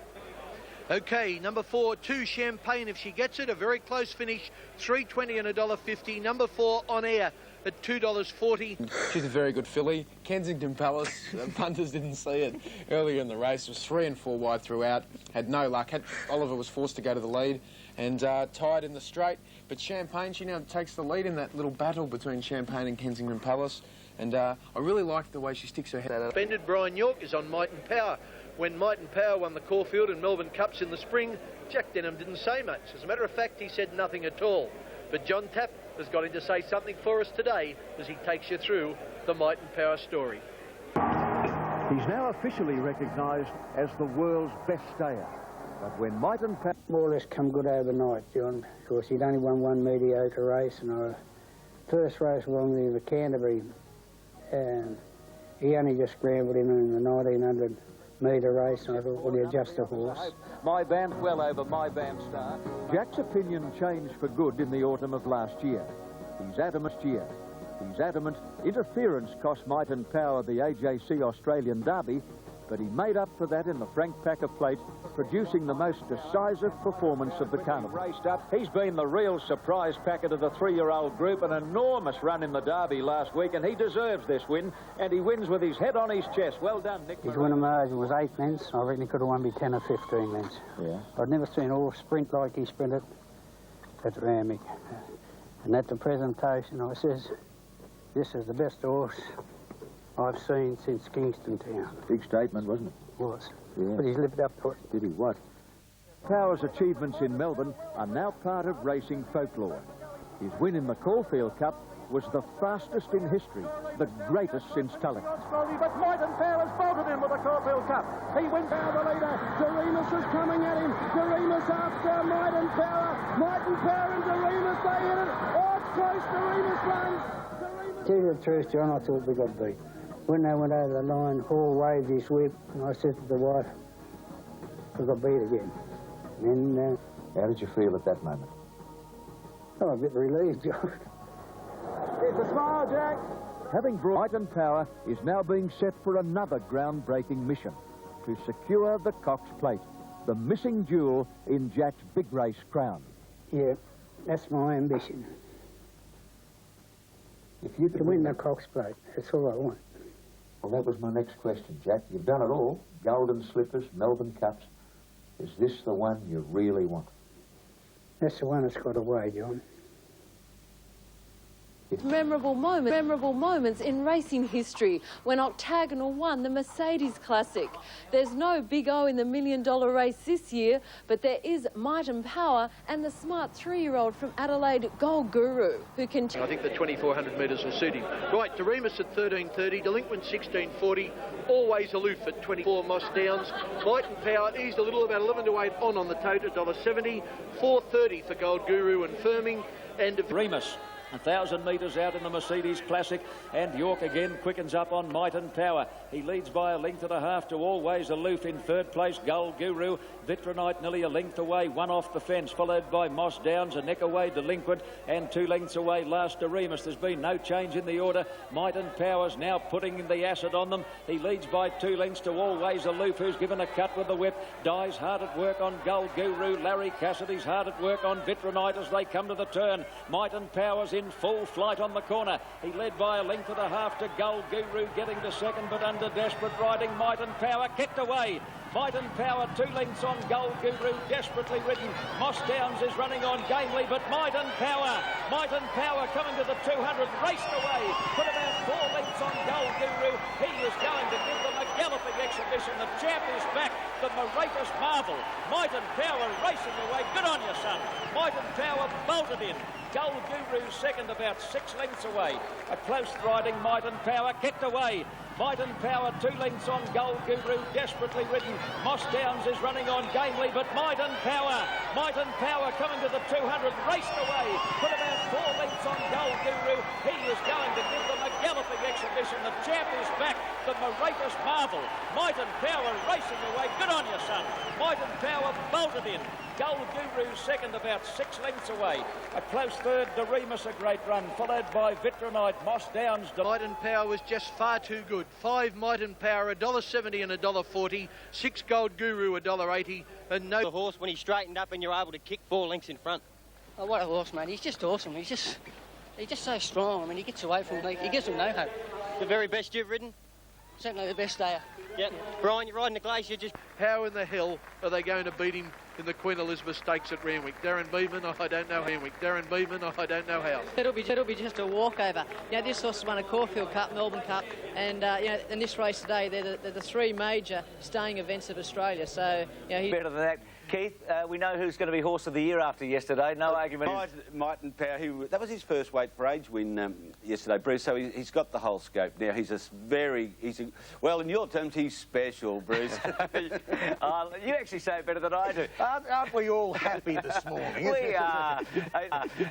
He was as good as Saintly and Octagonal yesterday. He was a super horse. Let's have a look at it. I once had to do a story trying to find out the true meaning of the word champion. What is a champion? I went around to trainers and jockeys looking for the answer of this question. And Arthur Ward, the old jockey, came up with the best description. He said a champion racehorse is one that not only beats other good horses, but donkey licks them. And that's what we saw with Might and Power yesterday. It's a good way to finish. I've got a little wager on Doreimus at 33-1 to win the Sydney Cup. Yes. I'm very excited about the prospects of winning. Yes. Here on Saturday, the AJC Australian Derby. The early favourite is last start Rosehill Guineas winner Tie the Knot, who worked... Question is, will Tie the Knot be as effective on a heavy track? Well, he's out of a Whiskey Road mare, and they just love it. They were swimmers, and he got through it in the Hobart. They've tied the knot here on course today, and he's eased from 9-4 Thursday to 11-4. Northern Drake's the one.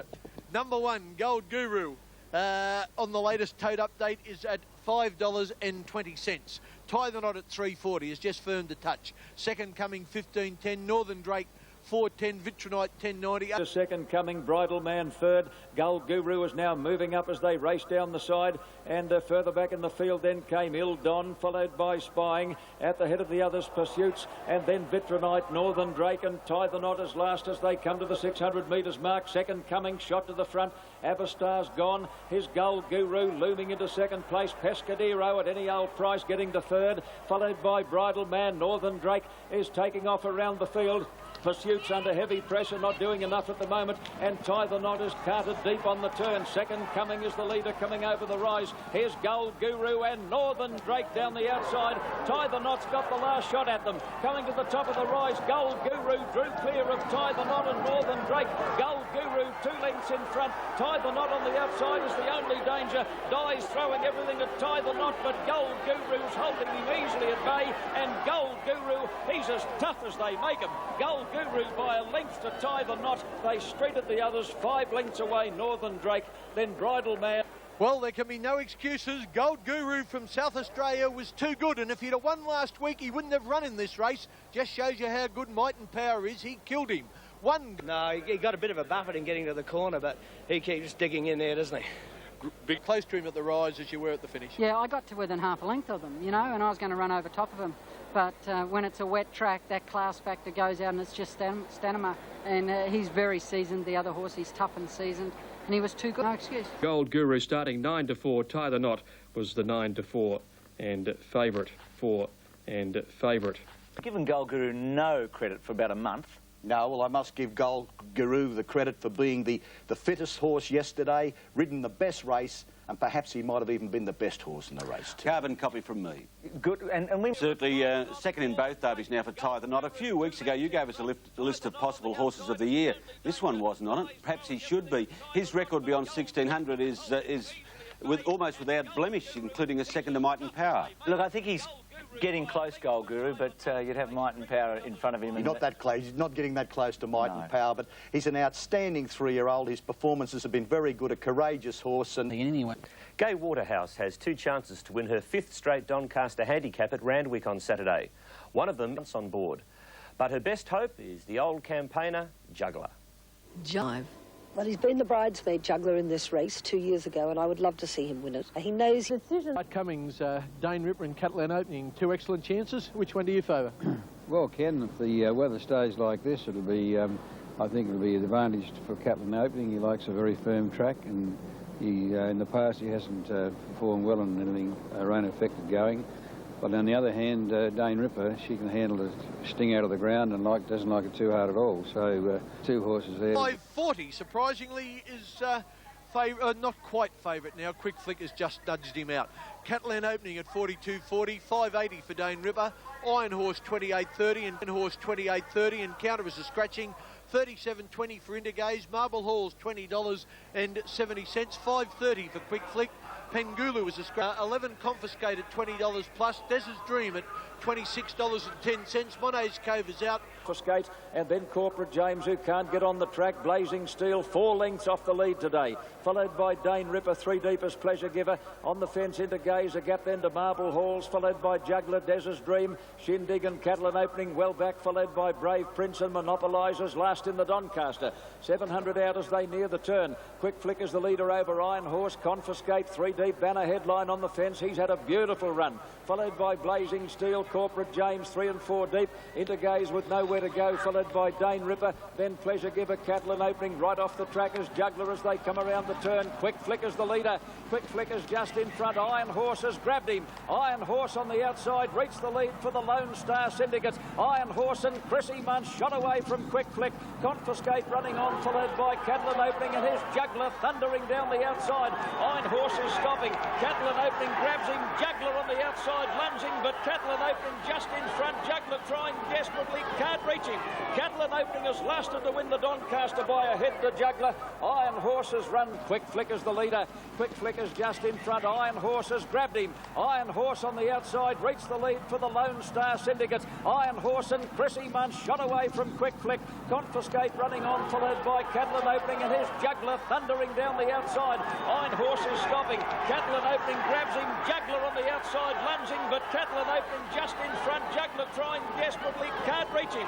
Catalan opening has lasted to win the Doncaster by a head to Juggler. Iron Horse has run third, second and third for the Waterhouse stable. Des's Dream is Quick Flick as the leader. 98. And that's the start of the Len Beasley Bart Cummings combination. Number 2 Catalan opening LB for win and a little. I suppose Gelding may have corrected the problem about not handling a wet track. Sort of. Who was beaten in the race?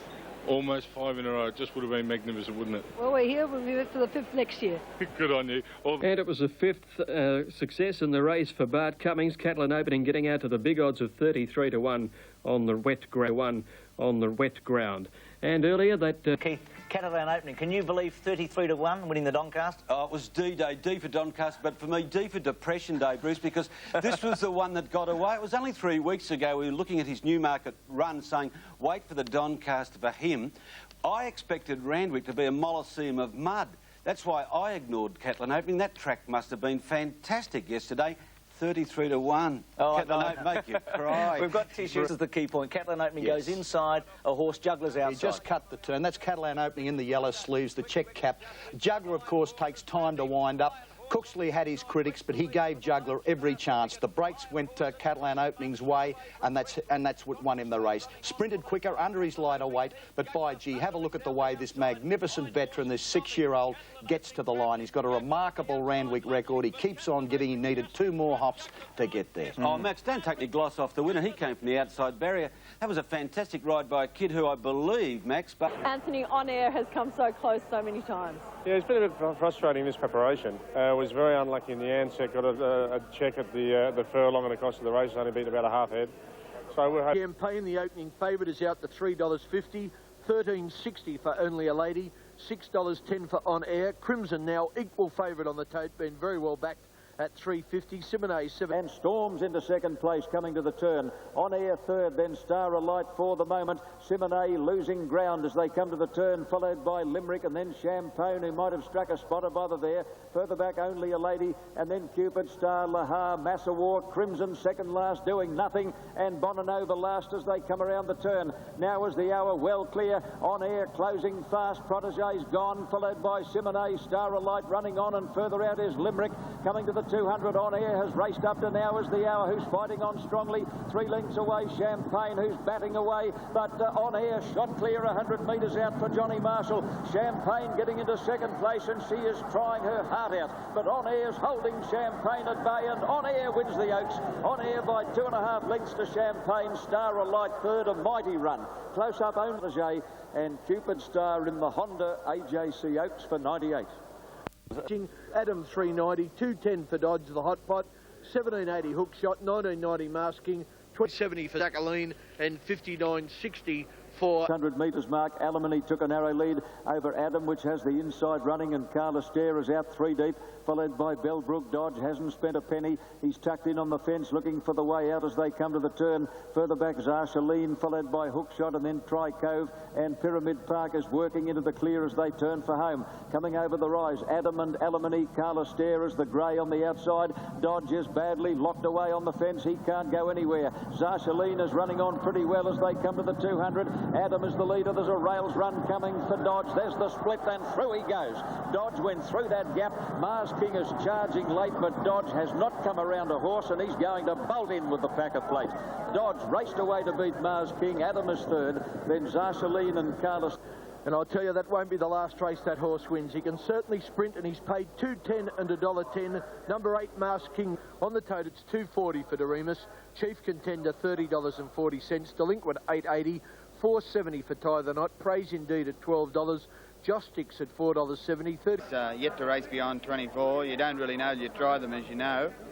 We hope he can. He's very relaxed. He's by Nasabor. Suggests he can. Big one, the Sweep Sydney Cup. On Chief Contender, and he's off on Big Opera. Big Opera taking off 3 wide now, and they're sprinting to the crossing at the 800.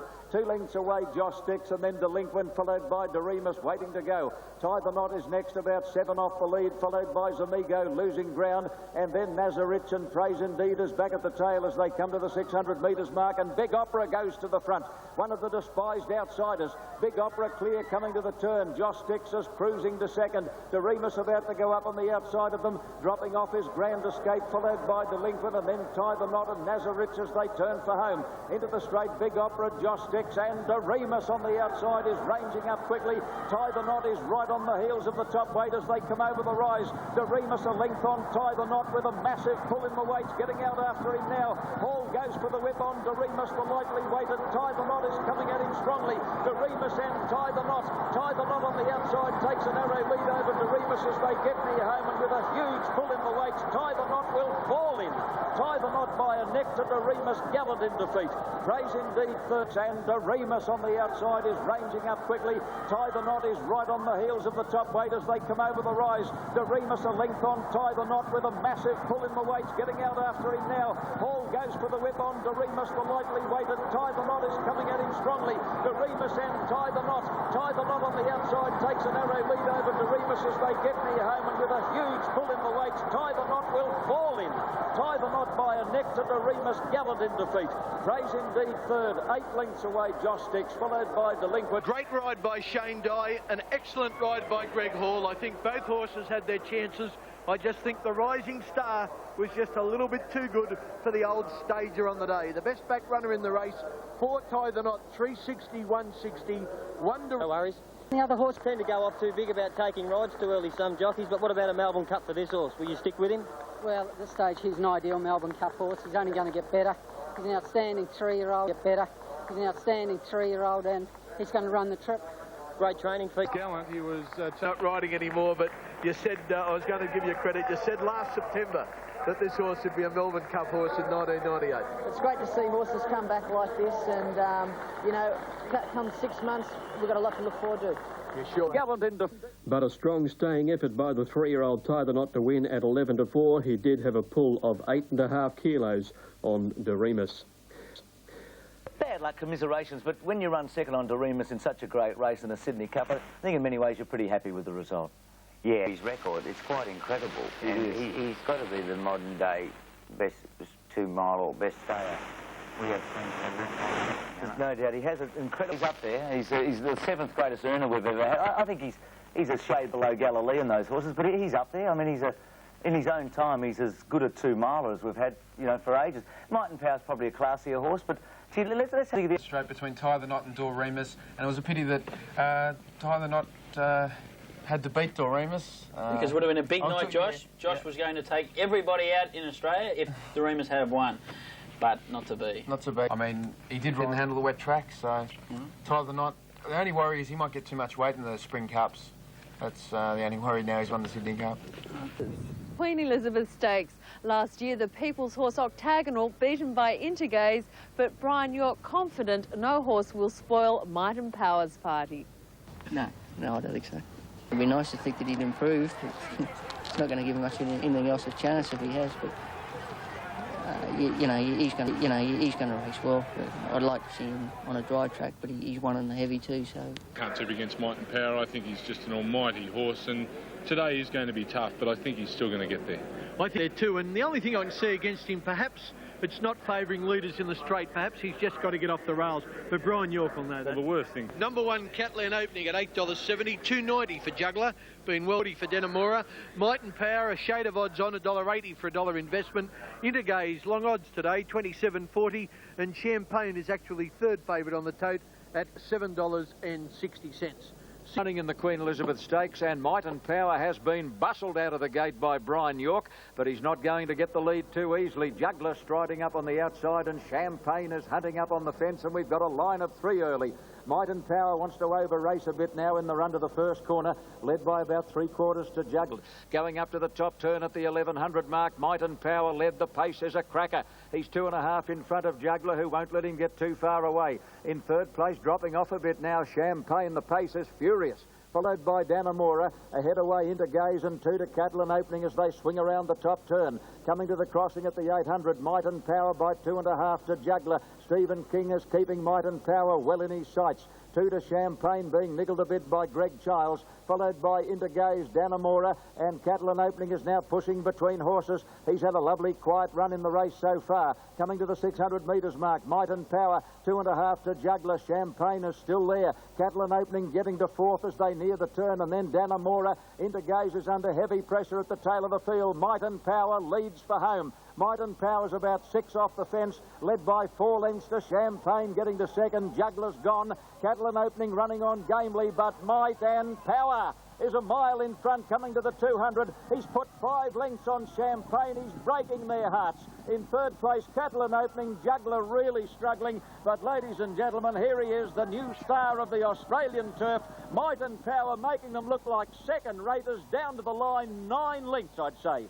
Champagne second, Catalan opening third, Juggler third, Juggler fourth, Danamora fifth, and Intergaze has pulled up at the tail of the field in the Cathay Pacific Airways Queen Elizabeth Stakes. The 600 metres mark, Might and Power, 2.5 to Juggler. Champagne is still there. Catalan opening getting to 4th as they near the turn, and then Danamora. Intergaze is under heavy pressure at the tail of the field. Might and Power leads for home. Might and Power's about 6 off the fence, led by 4 lengths to Champagne, getting to second. Juggler's gone. Catalan opening running on gamely, but Might and Power is a mile in front coming to the 200. He's put 5 lengths on Champagne. He's breaking their hearts. In third place, Catalan opening, Juggler really struggling, but ladies and gentlemen, here he is, the new star of the Australian turf. Might and Power making them look like second raters down to the line, 9 lengths, I'd say.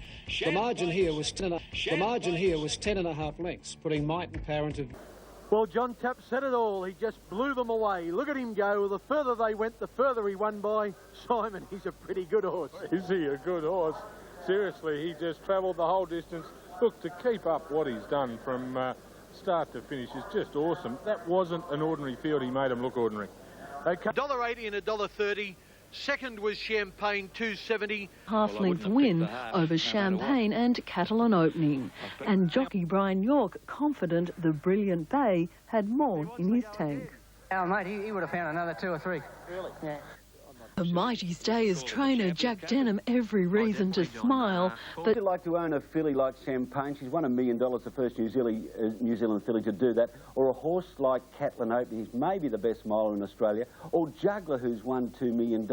And Might and Power made them look like collectively radish, didn't he? They're not radish, are they? They're not. They are far from radish. What did you think of his win yesterday? Well, he obviously made it a chase, not a race, Bruce. He's world class. He proved that in Melbourne. He's proved it again in Sydney. And I think wherever he goes, he's always going to be the horse to beat. I thought it would be in history. He's moved into the top 8 after yesterday. And Doreimus still going, and Saintly hopefully will come back. But he's the one, I reckon, that might get to octagonal. I think he can, Bruce. Sorry, if he goes to Japan, Jimmy, and adds that stake to his money, he goes straight to the top of the class, doesn't he? Well, it's certainly not beyond him, Keith. If he gets to Japan, boy, look out. Can you get Yorkie off? Boy, look out. Can you get Yorkie off? Margin, the official margin of 10.5 lengths was the greatest since at that level since Vane in the Craven A back in the early 60s. Gee, that's a good comparison when he just blitzed them at Group 1. That's how comparison when he just blitzed them at Group 1. That's how good is he, Jim? I think he's the best horse I've seen in Australia since Kensington Town, to be honest, Bruce. I believe that. Gee, that's a wrap, because we've had Better Loosen Up and, you know, Vogue Saintleys and Octagonals and all of that. I mean, he just careered away from them. When did you feel as if this was going to be a special horse? I actually won a couple midweeks on him at Canterbury, and I just thought he had that so much of a will to win. He was beat a couple of times in midweek races, but he fought back and was able to win, and I thought he was Caulfield Cup material in, and you know, the rest has been history. And yeah, God. Keith, you've seen a few. You've seen a few more years in Australia. Are you putting him in, you know, putting him up in the top bracket? Oh, you'd have to. I mean, Max gave a very good description of a champion. It's a loosely used word, isn't it, Bruce? That a champion is a great horse who races against great horses and thrashes them. Yeah. And that was Might and Power yesterday.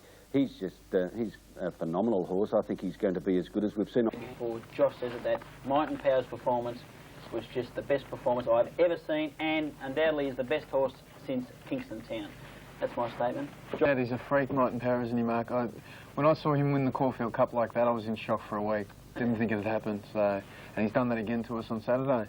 So, I'm sure we're going to get even bigger wins. And there's no doubt he's just the best horse I've seen. I didn't see Kingston Town in the flesh, but I have seen tapes of it. But this horse, I love our front runner. He just clicks up a gear, and he could have won by 15 lengths. Only Vane has won a Group 1 by further. He won the Craven Stakes of Flemington by 12 lengths. And Might and Power yesterday spread eagling his rivals over the 2,000 metres and ran very good time for a heavy track, 2:05. Juggler, horses in Japan that will try and cross him, not just sit outside him. I think the Ark's a better race for him, and I really think he can win it. And but now he'll head to Brisbane. 2 races up there, the Hollandale Cup at the Gold Coast and the Doomben Cup. He'll win both of those and get even closer to Octagonal's mark. But he'd lap Octagonal. I've never been a rab for Octagonal. Yeah, no, I'd agree with you. I thought he raced in an ordinary season. I saw Kingston Town, and I think this horse is a better horse than Kingston Town. We're probably going to get letters next week, for your saying. Well, I'll tell you something. 15, 10, 9, 10 for Flavour. Accomplice at 7.20, 5.20 for Masked Party. I've selected him. 13.30 for Rock You. Kiwi Hero 8.90, 5.60 for the Kiwi Coogee Walk. Guineas is a scratching, and La Baraka, the favourite, about the same price as she is with bookies, about 3.30 on the tote. 3.30 on the tote. When running, good start in the Endeavour, and away very smartly is Masked Party. Ryder doesn't want to lead, however. La Baraka with the dark blue and yellow cap is going up stylishly on the outside. Close handy when they get going. Favour and 4 to monopolise. Coming around the turn, 500 out, La Baraka held together, 3/4 Kiwi Hero. Accomplice on the rails, 3rd, followed by Masked Party, pushed along. Coogee Walk's got to go deep on the turn, and then Rock You, followed by Flavour. Over the rise, La Baraka travelling within herself, got away 2 lengths on Kiwi Hero. Accomplice flat to the boards, and then Masked Party, Coogee Walk wide out is starting to warm up. La Baraka's in front past the 200. Masked Party and Coogee Walk are both trying desperately, but this young filly, this 3-year-old filly, La Baraka, is going to brain them in the Endeavour Stakes. La Baraka leads most of the way to win easily from Masked Party. Coogee Walk 3rd, then Kiwi Hero, Flavour, monopolised. 3rd. The dividends, $3.30 and $1.60 for La Baraka. Number 4, Masked Party, $1.60. 6 win yesterday. She only cost 40 grand. That was because she has terrible knees, and now she's probably worth $500,000.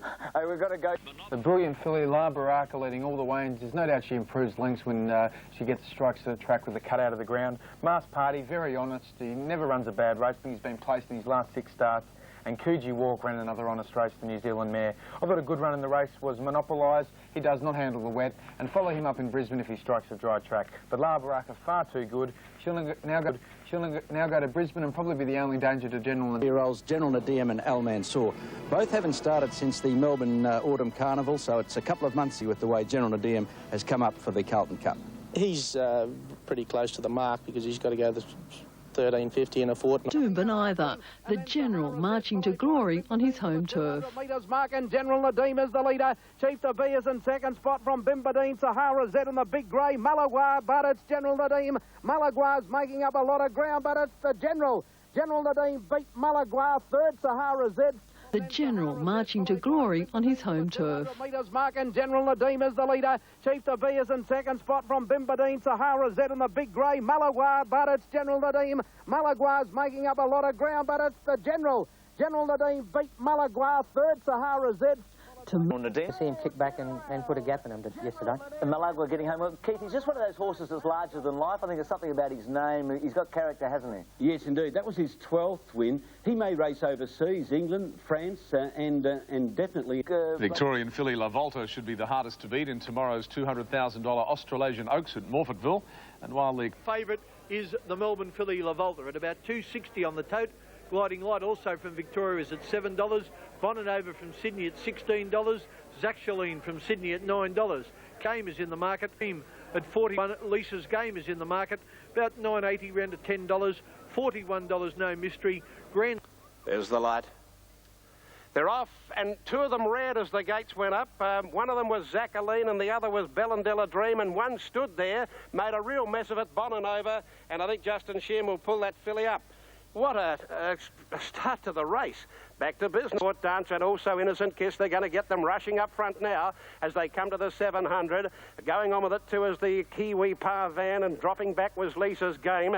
But let's go back to the front markers as they come to the 600-metre mark, where Bellandella Dream has gone up quickly and joins the one over on the inside, Purbright, and they were followed up there with them too. Is No Mystery, and around them Innocent Kiss. La Volta's going to angle around them, I would fancy, and they were followed further back just behind them by Caniana from Lisa's Game, and Madonna runs up hard behind that division, and they were followed further back by Court Dancer and also Gliding Light.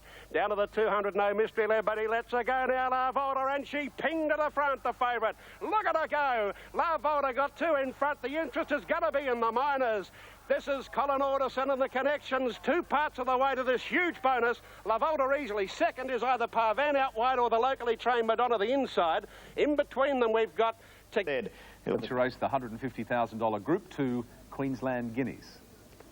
With Stay Bay Tights.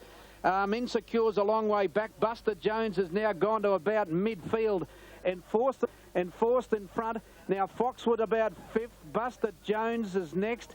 Now could be Bicuspid, and now Palaya, I can tell you, is running home, and Count Scenario's there somewhere, and Forster's in front with 300 metres to go.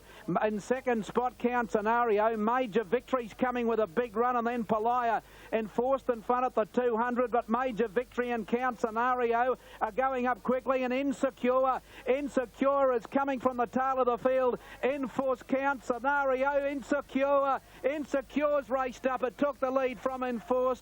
Insecure wins the Guineas from Enforced. I'm not sure about third. By Noise, I never knew anything about him in the straight. I couldn't find him. Further back, Major Victory. The next Sister Victory's into it on the outside. And Forster's the leader. I'm pretty sure that's Count Scenario coming after him. Major Victory on the outside. Bicuspid is just behind them. And Forster's the leader. Well, we've got that one right. Enforced just in front of Count Scenario. On the outside, Major Victory's trying hard. And Insecure. Insecure's coming with a giant run. I hope it's him. Here's one for Barry. Insecure moved up on the outside. Hit the lead close to the line. And what an emotional win that's going to be. Insecure has won the Guineas, has won it by 2 lengths to Enforced. Now Noise is there with Palaya and a photo for third. 5 and 4.55. Number 5 Enforced paid $6.30. Number 10 there. We experienced during the running of the Queensland Guineas, Bruce, it was quite remarkable. In all my years of broadcasting races, I've never seen anything like it. I couldn't see the horses until about 100 metres from home, and then I was thrilled to see Insecure coming down the outside. I don't know whether you've caught up with the story. In relation to Insecure, but his trainer Barry Higgins, who's a great man of Queensland racing, passed away just 2 days ago, and they transferred the horse to his son. And through that fierce storm... The feature race, the Group 1 Doomben 10,000, of course, and it seems the horse they've all got to beat home is General Nediym. Punters couldn't stand it, surely. Right, here are the prices in the 10,000. Monopolise at 20 to 1. Cheif de Beers at 10 to 1. Poetic King at 14 to 1. Mask Stamina. General Nediym about $1.90 on the tote. Odds on 10 to 9 on, and as I speak has firmed to $1.80, which is 5 to 4 on. One Dance Beat. 6 to 1 the staging, the second favourite, and the only other runner under double figures is 8 to 1 for the second filly in the race, Stella Cadente. Starter holds them. They're racing now. Good start too, staging in the... Oh, General Nediym's missed the start. He's blown it. He's last out of the gates, General Nediym. He's gone past about 3 or 4. Onto the course proper. Mass Party the outside, just in front of Crystal Pistol. Cheif to be is third, 3 deep around, staging on the fence. Sahara Z followed by Quick Return. Stella Cadente in the middle on the fence. Poetic King followed by Dance Beat. General Nediym's a long way back, nearing the turn, followed by Confiscate. Happy Star, Monopolise, and last of all is Blazing Steel. Around the turn, 400 to go. Crystal Pistol tackled by Mars Party. Cheif to be is on the outside, staging, looking for the way out, followed by Sahara Z.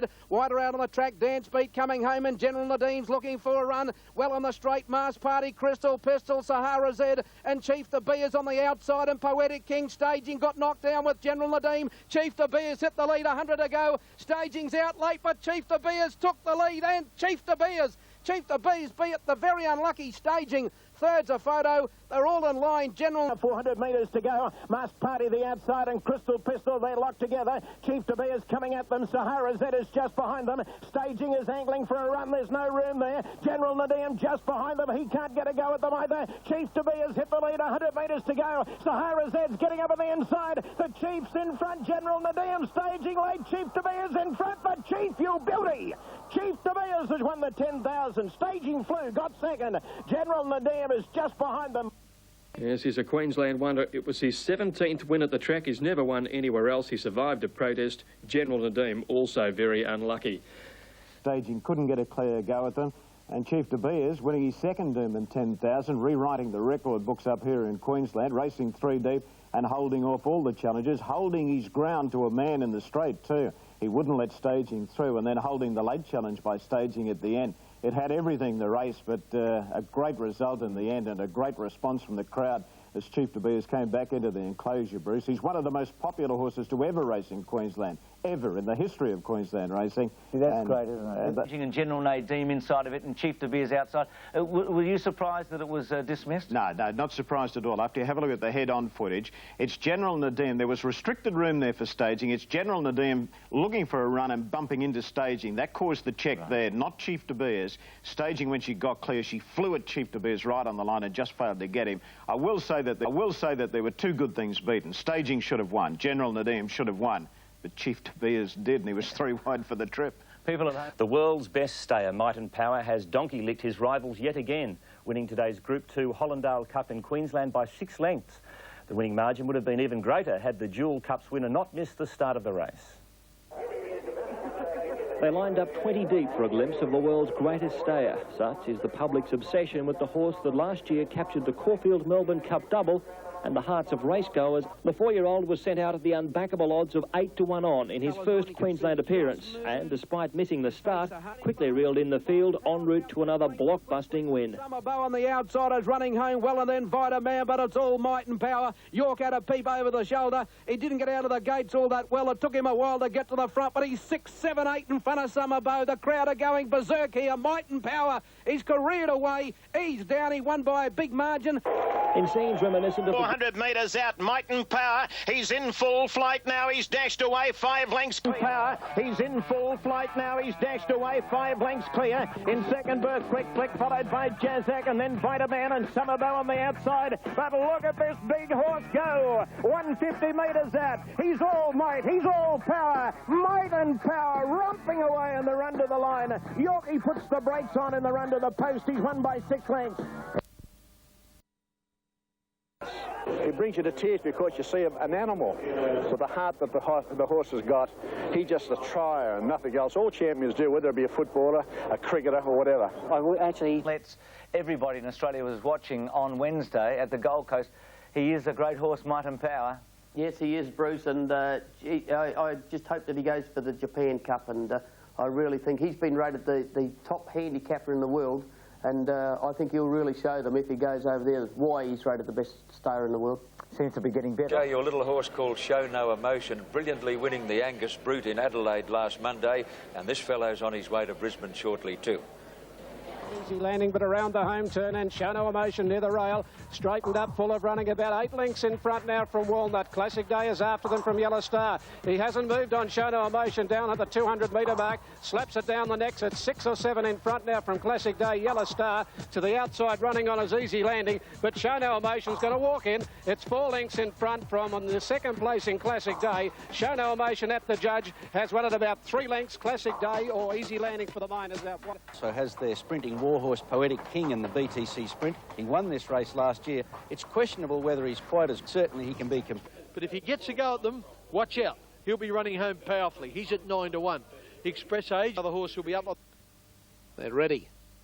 They're ready, they're racing. Cheif to be is from box 2, pinged out of the gates. Ajaccio began quickly. Confiscate and Carnelian are going far. Run. Ajaccio led Carnelian. Cheif to be is perched third. The fence, Confiscate fourth. Harvey Ladd fifth. The pacer Cracker on the fences. Quizaz from Poetic King, followed by Forgotten Hero. Then came Happy Star. Keep Chanting, Express Age, Blazing Steel, Monet's Cove, Kidman's Cove, Super Dane, and further back Malaguar and Jewel Scope. In the straight, Ajaccio the leader. Here comes Cheif to be as he's off the fence to tackle them. Then Carnelian, Harvey Ladd, followed by Confiscate, Poetic King. Cheif de Beers went to the lead at the 200. Ajaccio in second spot. Blazing Steel's going to come late. Cheif de Beers hit the lead. Blazing Steel's flying at Cheif de Beers. Blazing Steel is going home over the top of Cheif de Beers. He missed him. Cheif de Beers won. Cheif de Beers has hung on to beat the fast finishing Blazing Steel. Third, I don't know. A Carnelian in line with Malaguar. Then came Mix's Jewel Scope. Number 1 is the winner. Mick Dittman wins his 18th race at Doomben. Oh, look how close it was. He just holds off Blazing Steel. Amazing. Race 7, number 1 paid $5.55, $2.25. Blazing Steel, $2.50.60. Look at the like Cheif de Beers again. This was his 18th win at this track. I mean, that is a record that I'd like to bet won't be broken in our time anyway, Wayne. And yesterday, we talk over this in the straight. He just held on. Blazing Steel made a terrific dash, but Mickey Dittman got him over the line. Isn't he a fantastic horse, Cheif de Beers? You can go to him, you can join him, but you can't go past him. And look how he fights this last little bit. Blazing Steel here is going to beat him for sure. He's swamping him that quickly on the outside, but look at the Cheif kick right on the line. And he was able to get the judge's nod there. He's a terrific horse, Cheif de Beers, and he'll go to the Stradbroke. There, he's just got in by a nose. Mark Southwell has given him a 1.5 kilo penalty for the Stradbroke, taking him to 56.5 kilos. And wouldn't it be terrific if he could... You've got the Oaks next. Bernborough carrying an enormous weight to win that 1946 Doomben Cup. Right now, Might and Power is starting to be compared with greats like Bernborough. Today, he takes another step on the way with his own tilt at the Doomben Cup after battling a career. The way he's racing, honestly, all they can do is plan to run second, but, you know, unless some hiccup comes up. But he seems to have so much on the others at the moment, it's unbelievable. You know what...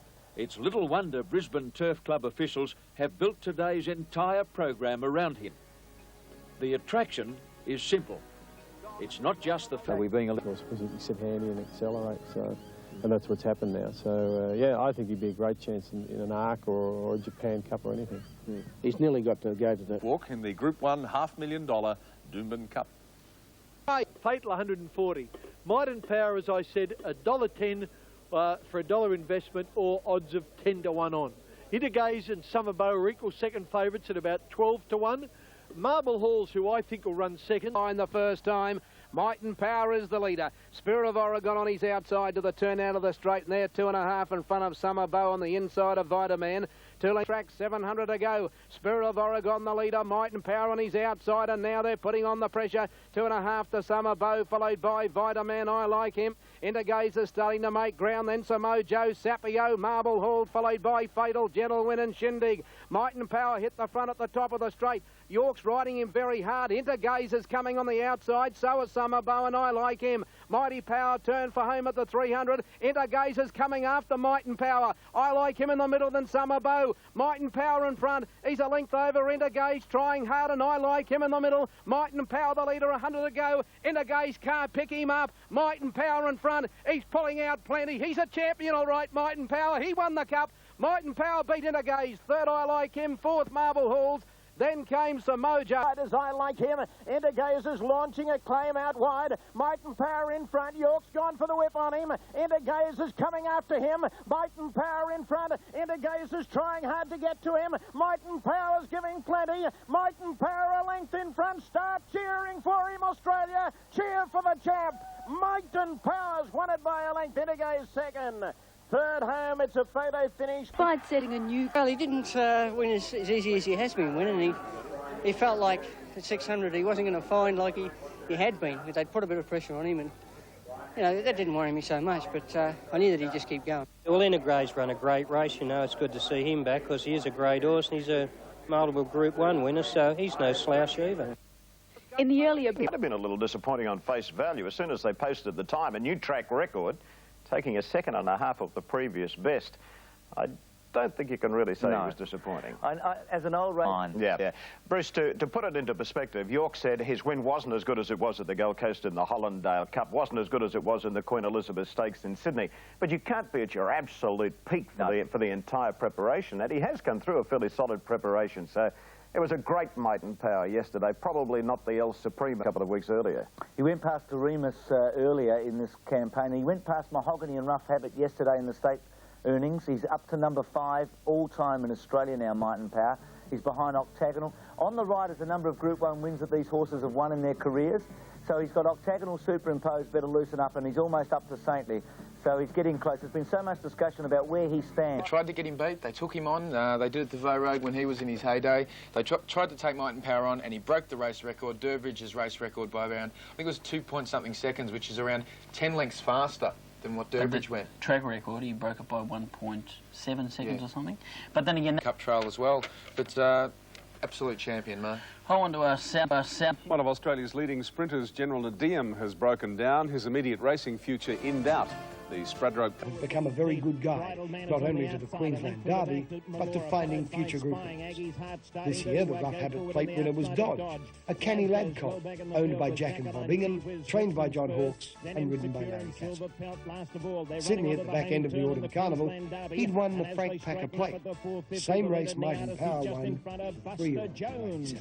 Buster Jones is now surging to the lead. Bluebird the Word, he's coming out at the right time to give chase. Count Scenario still there. Cal Pira just behind them. Sister Teresa on the outside. Malora starting a long run and then masking. Buster Jones is in front with 200 metres to go. Cal Pira, Bluebird the Word on the outside. Count Scenario was squeezed up. Dodge and Malora on the outside. Charging at them. The artist is kicking again. Cal Pira's in front. Look at this charge. Dodge on the outside. Dodge has won the Derby. He grabbed them right on the line and he's won it. Completed. Buster Jones is in front with 200 metres to go. Carl Pira, Bluebird the Word on the outside. Count Scenario was squeezed up. Dodge and Malora on the outside. Charging at them. The artist is kicking again. Carl Pira's in front. Look at this charge. Dodge on the outside. Dodge has won the Derby. He grabbed them right on the line and he's won it. Completed a rare family. Across the track halfway down the straight. The key to this is the ride by Larry Cassidy. He switched this fellow off in the early stages of the race. He got a long way back, a lot further back than I thought he'd get back, and I think John Hawkes was a little concerned in the middle stages of the race, but Cassidy did the job, and he got that high acceleration going at the end. He really flies that last little bit, Dodge. Yeah, good call there, late. Malora's been very good. Dodge won the Frank Packer plate, the same race that Might and Power won. Wayne, he was second to Northern Drake in 2 big races in Sydney, which makes Northern Drake look exciting, doesn't it? Yes, it certainly does. That form is stacking up very well. I don't think that was the greatest derby we've ever seen at Eagle Farm yesterday, but you can't do connections. The Stradbroke was elevated to $1 million race for the first time in '96 and was won by the Friedman brothers with Dana Singer. Last year, it was a preview of greatness with Dane Ripper storming home to beat the admirable Quick Flip.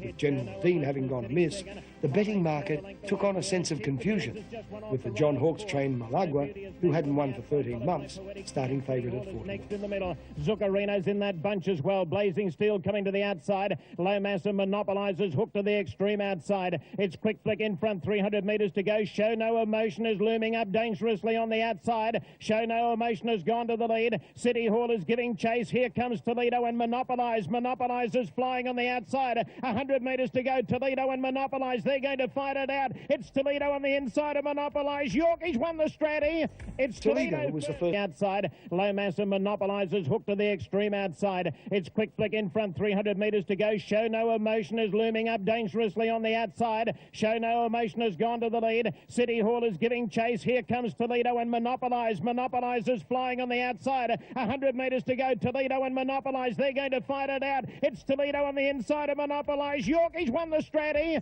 It's Toledo was the first Group 1 victory. Really got behind the thoroughbred racing, and a great performance by Toledo to win the Stradbroke, aided by a brilliant ride by York. He was just able to get him into the right. They monopolised between the 300 and the 100, would have had sensational sectionals. I thought what was the most interesting thing, in the last 50 metres away, they race away from Blazing Steel and Mulligwa. So fast were these two horses going. Yes, yes, brilliant sectionals there, Bruce, in the last 600 metres of the race. Monopolised, I suppose you can offer it so far back, had to come so wide in that sort of time, like they were down pretty tight. It was an Australasian record, 120.2 for the 7 furlongs of the 1,400 metres. It's really going, but Toledo was the horse who was able to produce the goods on the day, and he just outgunned him in the run to the line. Is he the best sprinter in Australia? Under the line. Is he the best sprinter in Australia?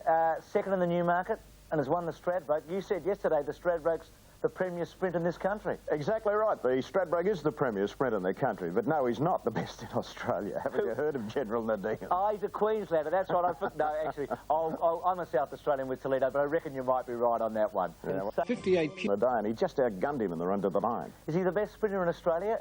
Second in the Newmarket, and has won the Stradbroke. You said yesterday the Stradbroke's the premier sprint in this country. Exactly right. The Stradbroke is the premier sprint in the country, but no, he's not the best in Australia. Haven't you heard of General Nediym? Oh, he's a Queenslander. That's what I think. No, actually, I'm a South Australian.